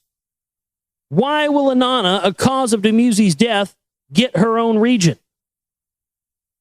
The decisions have been made and they cannot be altered, so Enlil said to Marduk. In separate skyships to the Eden and its adjoining lands, they returned. Sensing trouble, Enlil and Ishkar were instructed to stay behind and to keep watch over the gold. To commemorate Anu's visit, a new count of the passage of time was introduced. By earth years, not by Nibiru shars, was what on earth transpired to be counted. Now listen to this. This is a very interesting piece of information for you astrology-minded people out there. In the age of the bull, to Enlil dedicated, was the count of earth years begun. So, in the age of the bull, the age of Taurus, that would have been when the ages were started. We're in, what are we in, Pisces right now? Going into what? The age of Aquarius. So I guess time and years started being counted during the age of Taurus. That's an interesting tidbit. I did not know that. When the leaders returned to the Eden, the place of the first civilized region, how to make bricks from mud, the Anunnaki taught the earthlings, and then therewith to build cities. But where once cities of the Anunnaki alone had stood, cities for both them and the earthlings now arose. There and in new cities for the great Anunnaki, sacred precincts were consecrated. Therein the Anunnaki with lofty abodes were provided. Temples by mankind they were called. So there you go, right there. What we refer to as temples were actually made for abodes for the Anunnaki. And the best example of that I can think of, the Temple of Hathor at Dendera. You know, the Temple of Hathor at Dendera, it's one I've talked about it before because everybody, has to have, I always like to have goals that are bigger than what I can achieve at my given moment. I mean, it keeps you going. That's my, that's one of my bucket list long-term things I want to do. I want to write a book and make a movie about the Temple of Hathor at Dendera in Egypt. Because, man, they never mention it on Ancient Aliens. They never mention. I've gone and tried to find books on it. You can't find dedicated books to this. It is the single most in-your-face piece of evidence for the Anunnaki and giants and extraterrestrials anywhere, and it's largely overlooked in Egyptology, largely overlooked in extraterrestrial research. And the reason why is because it's exactly what they describe here, an abode that's made for the Anunnaki. This thing's made to the scale of giants. It's made for giants to walk through. And there's just no way modern people had constructed that thing. So right there, it tells that the abodes that the Anunnaki dwelt in were called the temples by mankind. That's a key piece of evidence right there, folks. That says a lot. So now whenever time you hear somebody refer to one of these ancient megalithic structures as a temple, always remember that temple is code for abode for the Anunnaki, a house for the Anunnaki. Therein the Anunnaki as lofty lords were served and worshipped. By number ranks they were honored, their heirship to mankind made known. So that right there, they're saying that in these days, in the first days of this, them being seen as the heirship of mankind, meaning H-E-I-R, mankind being the progeny of these Anunnaki, it was a known thing. Another piece of evidence, see, it didn't become hidden. Man is what has made this information hidden. We are the ones who have enslaved our own kind with the restriction of this knowledge. And it seems that the people that wrote these texts were very aware of that being a possibility to happen.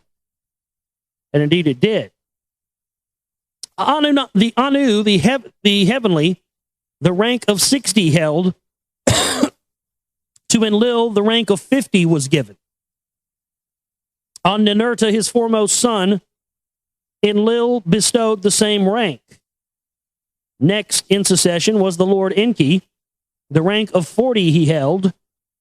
To Nanar, the son of Enlil and Ninlil, the rank of 30 was assigned.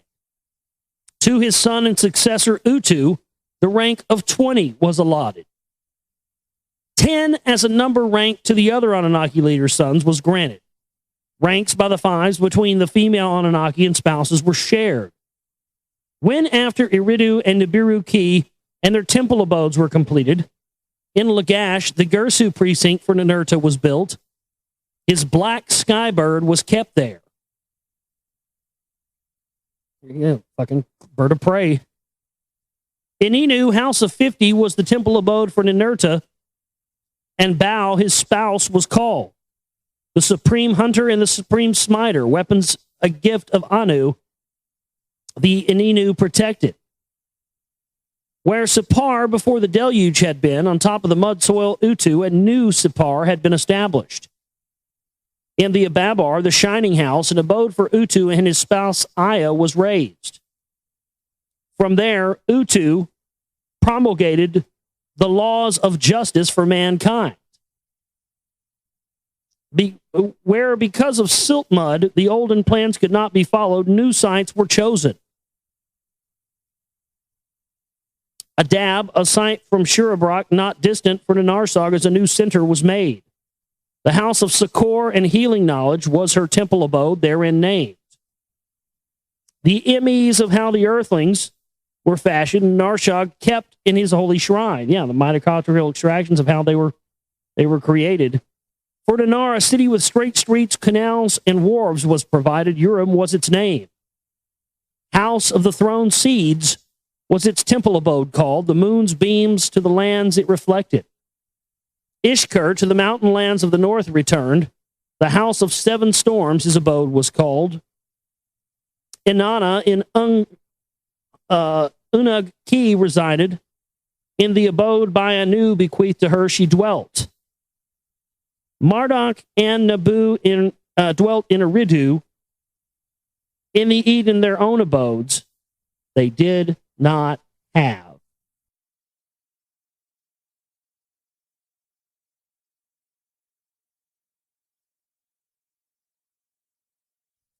Now this is the account of the first city of men and of kingship on earth. Now, very interesting how those things go hand in hand. The Anunnaki playing a hand in being setting up the first city of men on earth, and then also setting up kingships. And that's what I've been trying to tell people here for 4 years on this show now, is that, and it's an absolute fact if you do the research, the idea of kingship and the divine right to rule and all of this stuff, and it's very much alive in today's politics and today's rulers and leaders. All of that, the whole idea goes back to those families and those bloodlines who trace their lineage directly back to these Anunnaki. And that's how the kingships and the thrones and all this stuff were set up on earth. So let's get into that here tonight. And how Marduk schemed to build a tower, wherefore Inanna had stolen the MEs. In the first region, in the lands of the Eden, and in the cities with precincts, by their Anunnaki lords, the earthlings were taught handiworks and crafts. Before long, the fields were irrigated, and on canals and rivers, boats soon sailed. The sheepfolds and granaries were overflowing. Prosperity filled the land. ENKI, land of the lofty watchers, the first region was called. Then to let the black-headed people a city of their own possess, it was decided. Kishi, scepter city it was called. In Kishi did the kingship of man begin. Therein, in consecrated soil, Anu and Enlil, the heavenly bright, now this is interesting. Therein, in consecrated soil,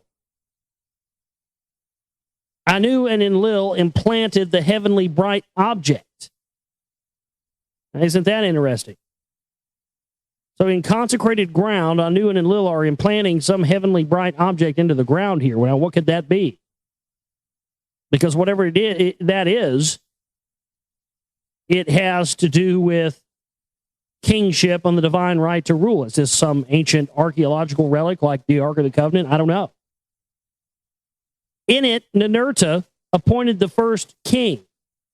Mighty Man was his royal title. That was the best they could do, Mighty Man. Mighty Man, you are in charge.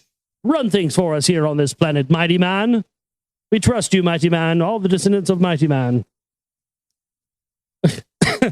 To make it a civilized center for mankind, Ninurta journeyed to Eridu.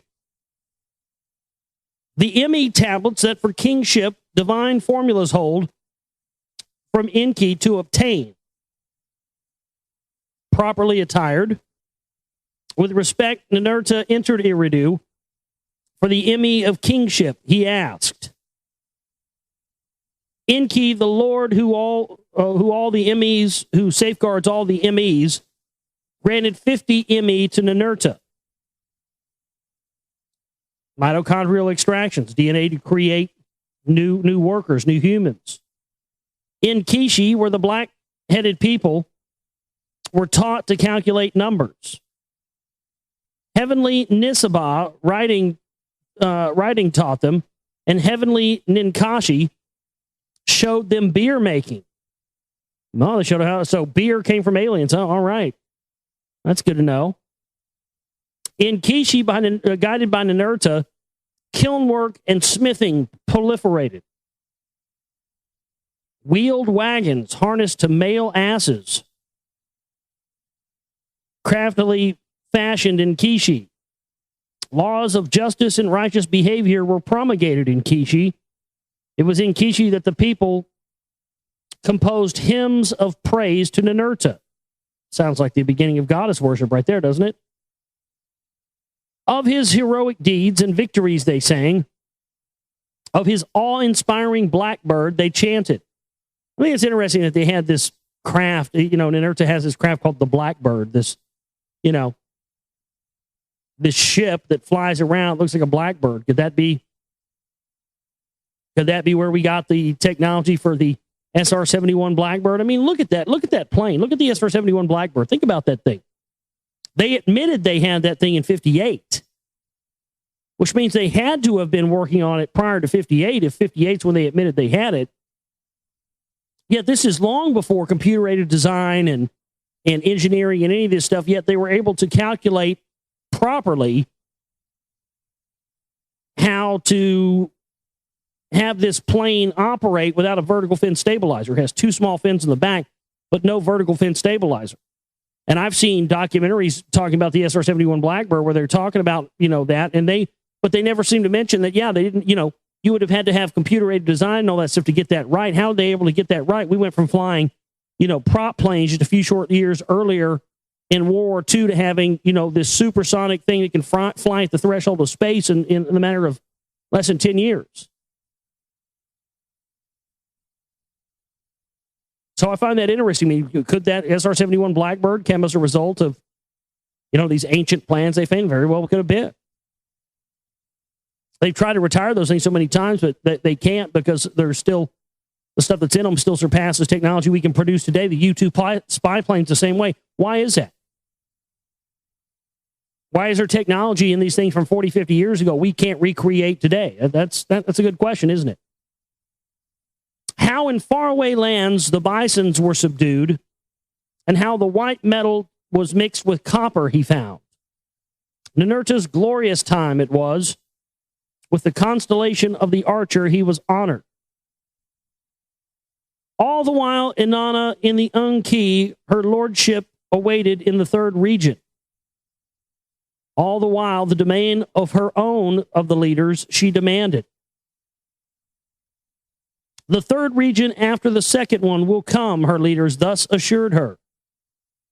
Having seen how Ninurta journeyed to Eridu, and how the EME of kingship he attained, Inanna devised a plan in her heart to obtain ME from ENKI. She schemed.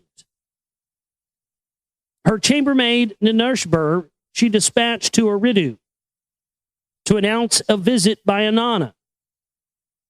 On hearing this, ENKI quickly gave instructions to his housemaster, Izamud, the maiden, all alone, to my city, is directing her step to Eridu. When all alone she will arrive, let her enter into my inner chambers. Uh-oh. You know what ENKI's thinking. He wants to pour the semen in the womb. Pour it. Pour it into her open vagina. Pour the semen into her womb, ENKI. It is your destiny to pour the semen into the womb. Pour for her cold water to freshen her heart. Give her barley cakes with butter. Prepare sweet wine and fill the beer vessels to the rim. Yeah. See, that's worked for thousands of years. It all works and always works. Get her drunk and then take her panties off. ENKI knows what's up, man. I mean, he knows the rules. He knows what he knows what he's got to do. He's a pimp. When Inanna was alone in the abode of ENKI entered, Izamud followed ENKI's commands. Then when Enki greeted Inanna, he was overwhelmed by Inanna's beauty. With jewelry, Inanna was bedecked. By her thin dress, her body was revealed. When she bent down, her vulva was thoroughly admired by Enki. I can't believe I just read that. When she bent down, her vulva was thoroughly admired by Enki. Oh yeah, I like that vulva, baby. I can see it sticking out of your dress. Christ.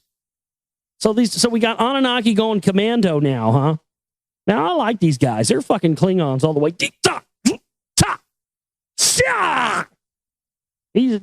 fucking Klingons. Oh, these motherfuckers are hardcore. They're getting drunk, wearing no pants eyes. She's rolling in commando, dude. I mean, vulvas. Dude, when you got vulva sticking out of your dress, I mean, come on now. I mean, you're pretty much asking for it there. I mean, seriously, you're gonna come over to a dude's house. You're gonna have alcohol. You're gonna have a dress where you can see your vulva, and you're gonna expect that this dude is not gonna want to get his dick wet. I mean, come on, give me a fucking break. You got to be expecting that. Come on, ladies, you wouldn't roll over to a guy's house with a dress on, with your vulva sticking out of it, unless you were planning on getting some, would you? All right, well, I'll keep that in mind. Next time I see a lady walk my way, if I see her vulva sticking out of her dress, it's on. That's all I'm saying. I can't believe it just read that. When she bent down, her vulva was thoroughly admired by Enki. Like, looks like he's standing there, stroking his goatee or stroking his beard, admiring it. Oh, I see your vulva sticking out of your dress there. Oh, I'm just admiring it. Don't mind me. I just want to stare at it. Ladies, you got a guy that's full of shit if he ever tells you that. Just saying. If a guy ever says, "No, honey, I just want to look at it. It's pretty. I don't want to do anything to it." Bullshit. He's lying. That, or he's plays with another team. I don't know. From the wine cups, they drank sweet wine, and they had a beer drinking competition. What? Dude, Inanna is the shit. Rolling over to a homeboy's crib, fucking all with her shit hanging out and getting drunk. She's like, "Come on, bitch, I'll drink you under the table. Let's have a beer." They're shotgunning beers, and she's, she brought the fucking beer bong from the Eden, and they're just getting there. That's goddamn. I mean, that's a way to a man's heart right there. I mean, seriously. The chick that would always walk into the party or walk into the bar and be like, "I'll drink any man here under the table." I'd be like, "You're going home with me. And no, you're not going to drink me under the table." That's greatness. "Show me the Emmys," Inanna playfully said to Enki. "Let me hold Emmy in my hand." 7 times in the course of the competition, Enki gave Inanna Emmys to hold. The divine formulas for lordship and kingship, for priesthood and scribeship, for love dressing and for warring, Emmys Enki gave to Inanna to hold. For music and singing, woodworking and metals and precious stones, 94 Emmys that for civilized kingdoms are needed, Enki gave to Inanna. Holding her prizes tightly, Inanna slipped away from Enki while he was slumbering. To her boat of heaven she rushed out. To soar away, she instructed her pilot. When Enki from his slumber was awakened by Izimud, he said to Izimud, "Get a hold of Inanna now." When from Izimud that Inanna had already in her boat departed, Enki heard. To chase Inanna in Enki's skyship, Izimud he instructed. "All the Emmys you must retrieve to him," he said. At the approach to ENKI, Izimud Inanna's boat of heaven intercepted. To return to Eridu and face the wrath of Enki, he made her. But when Inanna was brought back to Eridu, the Emmys were with her no more. She gave them to her chambermaid, Ninshubur, to the house of Anu in ENKI. Ninshubur took them. In the name of my power, in the name of my father Anu, I command you, the Emmys, to return. So ENKI did angrily say to Inanna, captive in his abode, he held her. When Enlil heard of this, he came to Eridu to face his brother. By right, the Emmys have I obtained. ENKI himself in my hand placed them. So Inanna did say to Enlil, the truth of that ENKI meekly admitted. When the term of Kishi shall be completed, to ENKI kingship shall pass. So Enlil did declare. When Marduk heard all of this, he was greatly enraged, and his anger knew no bounds. Enough my humiliation has been, Marduk shouted to his father ENKI. A sacred city of his own in the Eden, he forthwith demanded from Enlil. When Enlil paid no heed to Marduk's appeal, Marduk grasped his fate in his own hands. To a place that for Anu's arrival before ENKI was selected was considered. Nabu, the Agigi, and their offspring from the dispersal lands were summoned. For Marduk, therein a sacred city, a place for skyships, was established. When his followers assembled at the place, stones to build with they did not find. Marduk taught them how to make bricks and burn them by fire to serve as stone. Therewith a tower whose head the heavens can reach, they were building. To thwart the plan, Enlil hurried to the place to placate Marduk with soothing words. To stop Marduk and Nabu in their endeavor, Enlil did not succeed. In Nibiru-Ki, Enlil, his sons and grandchildren were assembled. What to do, they all considered. Now listen to this. This is very interesting, and this ties in with some of the work research I've done into stargates and how that ties into ancient archaeological pieces found in ancient Iraq and Mesopotamia, exactly where this is taking place at, by the way. And this is very interesting because it says Marduk is building an unpermitted gateway to heaven and entrusting it to earthlings. So it sounds to me like Marduk is setting up a stargate that he's allowing earthlings to have knowledge of. Now, that's true to me. That 100% explains why the first place we went in 2003 during the invasion of Iraq was the Iraq National Museum to get all of these antiquities that pertain to the Sumerian, Akkadian, and Babylonian empires.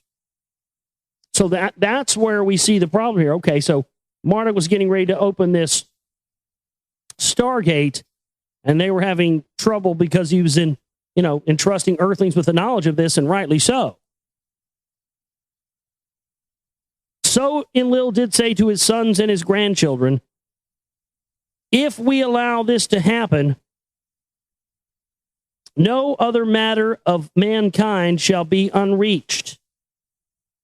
This evil plan must be stopped, Ninurta said. All agreed with that. It was nighttime when from Nibiru-Ki the Enlilite Anunnaki came. From their skyships, they rained havoc and fire and brimstones on the rising tower. To the tower and the whole encampment, they brought a complete end to it. To scatter abroad the leader and his followers, Enlil thereupon decided. Henceforth, their counsels to confuse their unity to shatter, Enlil decreed. Until now, all the earthlings had one language and spoke in a single tongue. Henceforth, their language I shall confound, that they will not understand each other's speech. Well, why is that important? Why is it important to have, maybe does that explain the origins of language and why we've had different people speaking different languages? Does it somehow keep us as less of a threat? I don't know. In the 310th year since the count of Earth years began, all of this did happen. In each region and every land of the people had a different tongue that he made them speak. A different form of writing thereafter to each was given, that one will not comprehend the other. See, covering tracks. Very clever. Not wanting people to know that people who brought knowledge and technology and all this stuff in religion to people all over the different parts of the world, that way people in the future would be confused, much in the way modern science tells us now, and so that we wouldn't believe that all of these came from one group of people. We would think they were all separate. That's very clever. 23 kings did reign in Kishi. For 408 years, it was the scepter city. It was also in Kishi that a beloved king, Itana, was taken for a heavenly journey. Now, that's an interesting thing, too, isn't it? That some of these kings that are humans are allowed to go to heaven, or allowed to go through the Stargate and to go to Nibiru and come back. Isn't that interesting? At the allotted time, let the kingship to ENKI be transferred, so Enlil did decree. To its soil, the heavenly bright object from Kishi was transferred. When the decision was announced to the people, they sang a hymn of exaltation to Inanna, Lady of the Emmys, Queen brightly resplendent, righteous in radiance, clothed of heaven and earth, beloved, by the love of Anu consecrated, wearing great adorations. 7 times the Emmys she obtained, in her hand she is holding them. For the tiara of kingship they are appropriate, for high priesthood suitable. Again, there's that mention that the priests have this power and that the priests are ordained with this power from the Anunnaki. Very interesting and very, very important in understanding the nature of the priest class and what they do and how far it goes back in our day and age. Lady of the great Emmys, of them she is the guardian. In the 409th year, after the count of Earth years began, kingship of the first region to ENKI was transferred. Its first king was the high priest of the Inanna temple abode, a son of Utu he was. As for Marduk, to the land of 2 Narrows he went, to be the master of the second region once established, he expected. So they're sending Marduk off to another region yet again, where he's expecting to be reigning over. We'll see how that goes.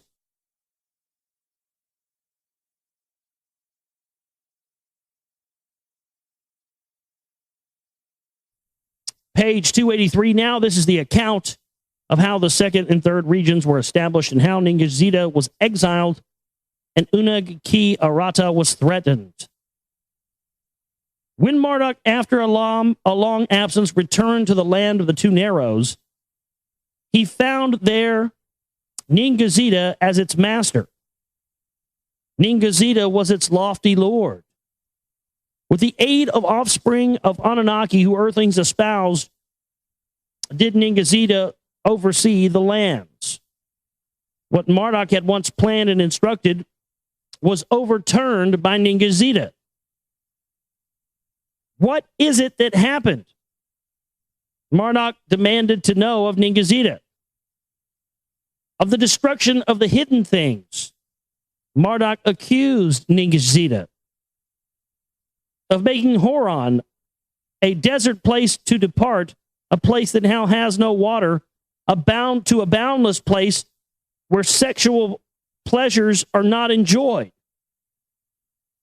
The 2 brothers made an uproar, and they embarked upon bitterly quarreling. Pay heed, I am here in my proper place, Marduk said to Ningazida. You have been my place taker. From now on, only a deputy of mine you can be. But if to rebellion you are inclined, to a land, another land, go away you must. For 350 earth years, the brothers in the land of the two Narrows did quarrel. These motherfuckers are fighting 350 years.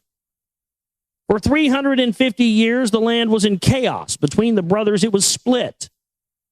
Then ENKI, their father, said to Ningazida, for the sake of peace, depart to other lands. To go to a land beyond the oceans, Ningazida chose. With a band of followers there, too, he went. 650 earth years was at that time the count. But in the new domain where Ningazida, the winged serpent, was called, the winged serpent, a new count of his own began. You don't think Ningazida was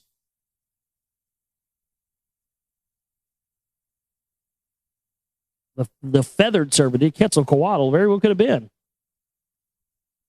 In the land of the two Narrows, the second region under Marduk's lordship was established. In the annals of the first region, Megan, land of the cascading river, it was called. But by the second region's people, when the languages were confounded, there's that thing about the language again.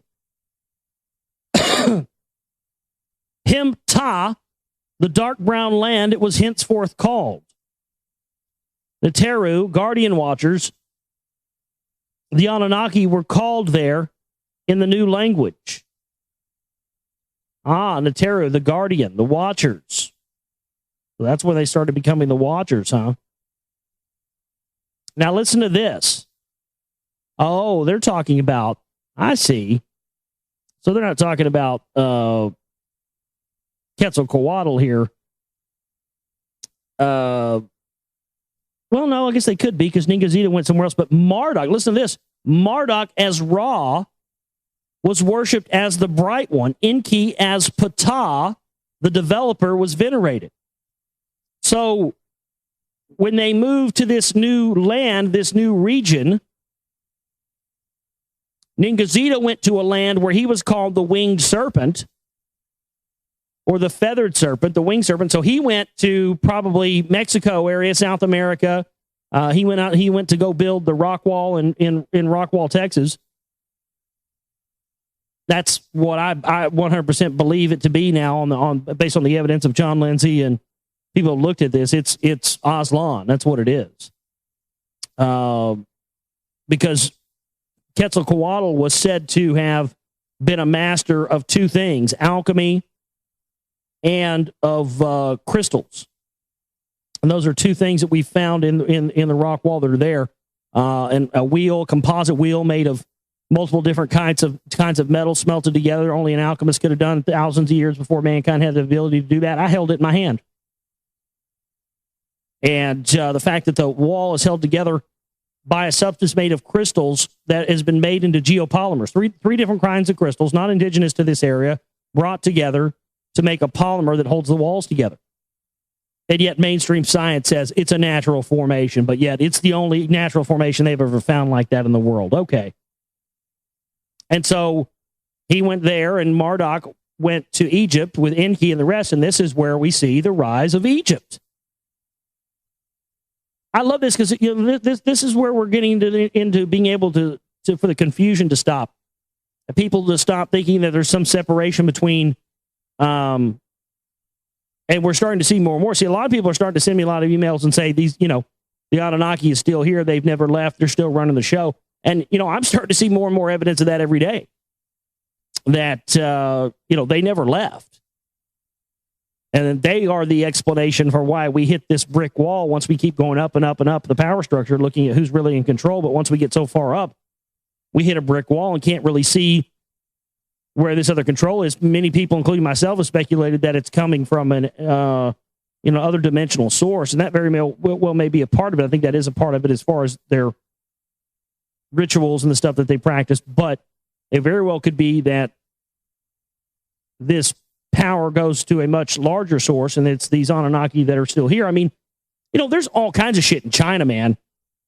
I'm sorry, nothing against you if you're Chinese out there. I have nothing against Chinese people at all, but I have to say, China, of all the places in the fucking world, if I was in charge, first fucking thing I'd do is send a neutron bomb into fucking China. Fuck China. God damn, fuck China. They got pyramids and shit there, man, that were, these giant pyramids that they've planted trees on. Ancient pyramids. They've never allowed anybody to investigate. They won't allow anybody in there to check them out. And, the Chinese people, they actually believe, like, no shit, that their ancient ancestor, which seeded the Chinese people, was a fucking winged serpent. I'm not shitting you, a female dragon serpent thing with a female head that flew. And they say that all their descendants came from that. I'm not shitting you. They really believe that. And they've got areas in there that we can't get into. Pyramids, we can't see that they're burying under trees that they've planted on top of it. They're covering up archaeological sites. Why? What's there? What are they afraid of? So this is interesting. Marduk as Ra, the Bright One, was worshipped. Enki as Ptah, the developer, was venerated. Ningazito as Tahuti. So Ningazito is Tahuti. Wow, that's amazing. The divine measure was recalled to erase his memory. Oh, listen to this. So we heard earlier about Inanna. Was it Inanna that had carved the face of Inanna into the stone lion? To erase his memory, Ra on the stone lion replaced his image with that of his son Asar. So that explains why the face of the Sphinx appears to have had modifications done to it. To count by tens, not by 60, Ra made the people. The year he also divided by tens. The watching of the moon by the watching of the sun he replaced. Whereas under the lordship of Tahuti, the olden city of the north and the city of the south were reestablished. Well, this goes to explain, if this is if what they're saying is true, then, that's it for me. Sybil Hathor, Dendera, Luxor, the Great Pyramids. There's no question. Like, if you watch that documentary I was telling you about last night, the revelation of the pyramids, there's just no question that there was high technology made, and they've talked about the high technology they've used many times through these texts. I don't know how much more you need. Oh, all those symbols and all that stuff, that was all just symbolic stuff. They're blah, blah. No. I never believed that. Never believed that in school. I spoke up about that and got in trouble and got called names. And I'm so fucking proud of my past self. My future self, present self is very proud of my past self for, actually speaking my mind about that when I was in school and saying, you know what? I don't think that that's symbolic. Oh, you're a weirdo. You're an idiot. I never believed those things in Egypt or ancient Sumeria, all that stuff was ever symbolic. I don't know why I instinctively always just knew that, but I did. They were talking about real things that looked like that. Marduk, Ra, of the two lands of the north and south, united into one crown. A king and offspring of Neteru, an earthling, he there appointed. Mina was his name. Mina, as in Mina, Arkansas, where they shipped all the coke. Okay. Where the two lands meet and the great river divides, a scepter city Ra established. Splendor to surpass Kishi in the first region he gave it. Mina Nephir, Mina's beauty it was called. To honor his elders, Ra built a holy city. To honor Nibiru's king, Anu, he named it. And also, here's another in your face. Also in your face of all those cocksuckers out there in Radio Land, hosts and other researchers who tried to tell me for years that the Ankh from Egypt didn't have anything to do with the Anunnaki. The origins of your cross and all your religious symbology, from the Pope's fish hat to his staff with his Ankh on the end of it, what do you think that is? It all goes back to the Anunnaki.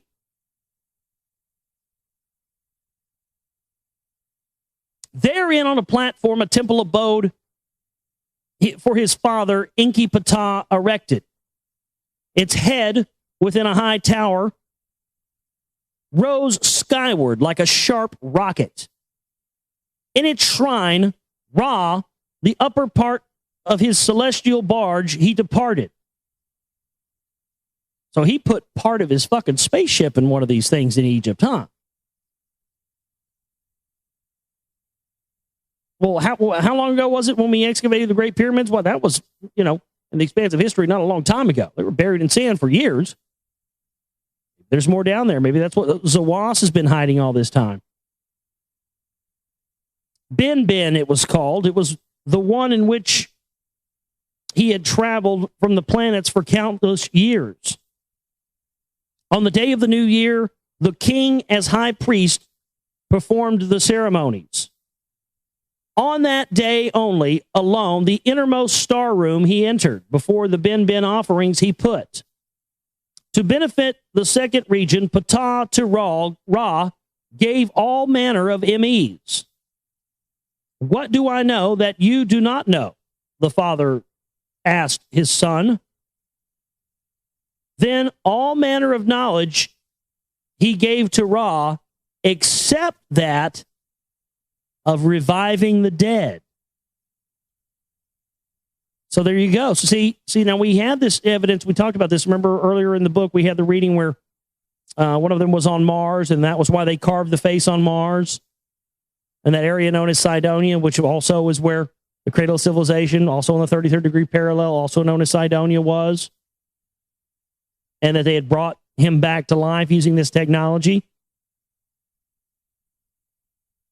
Now we're starting to see what all of this life after death stuff and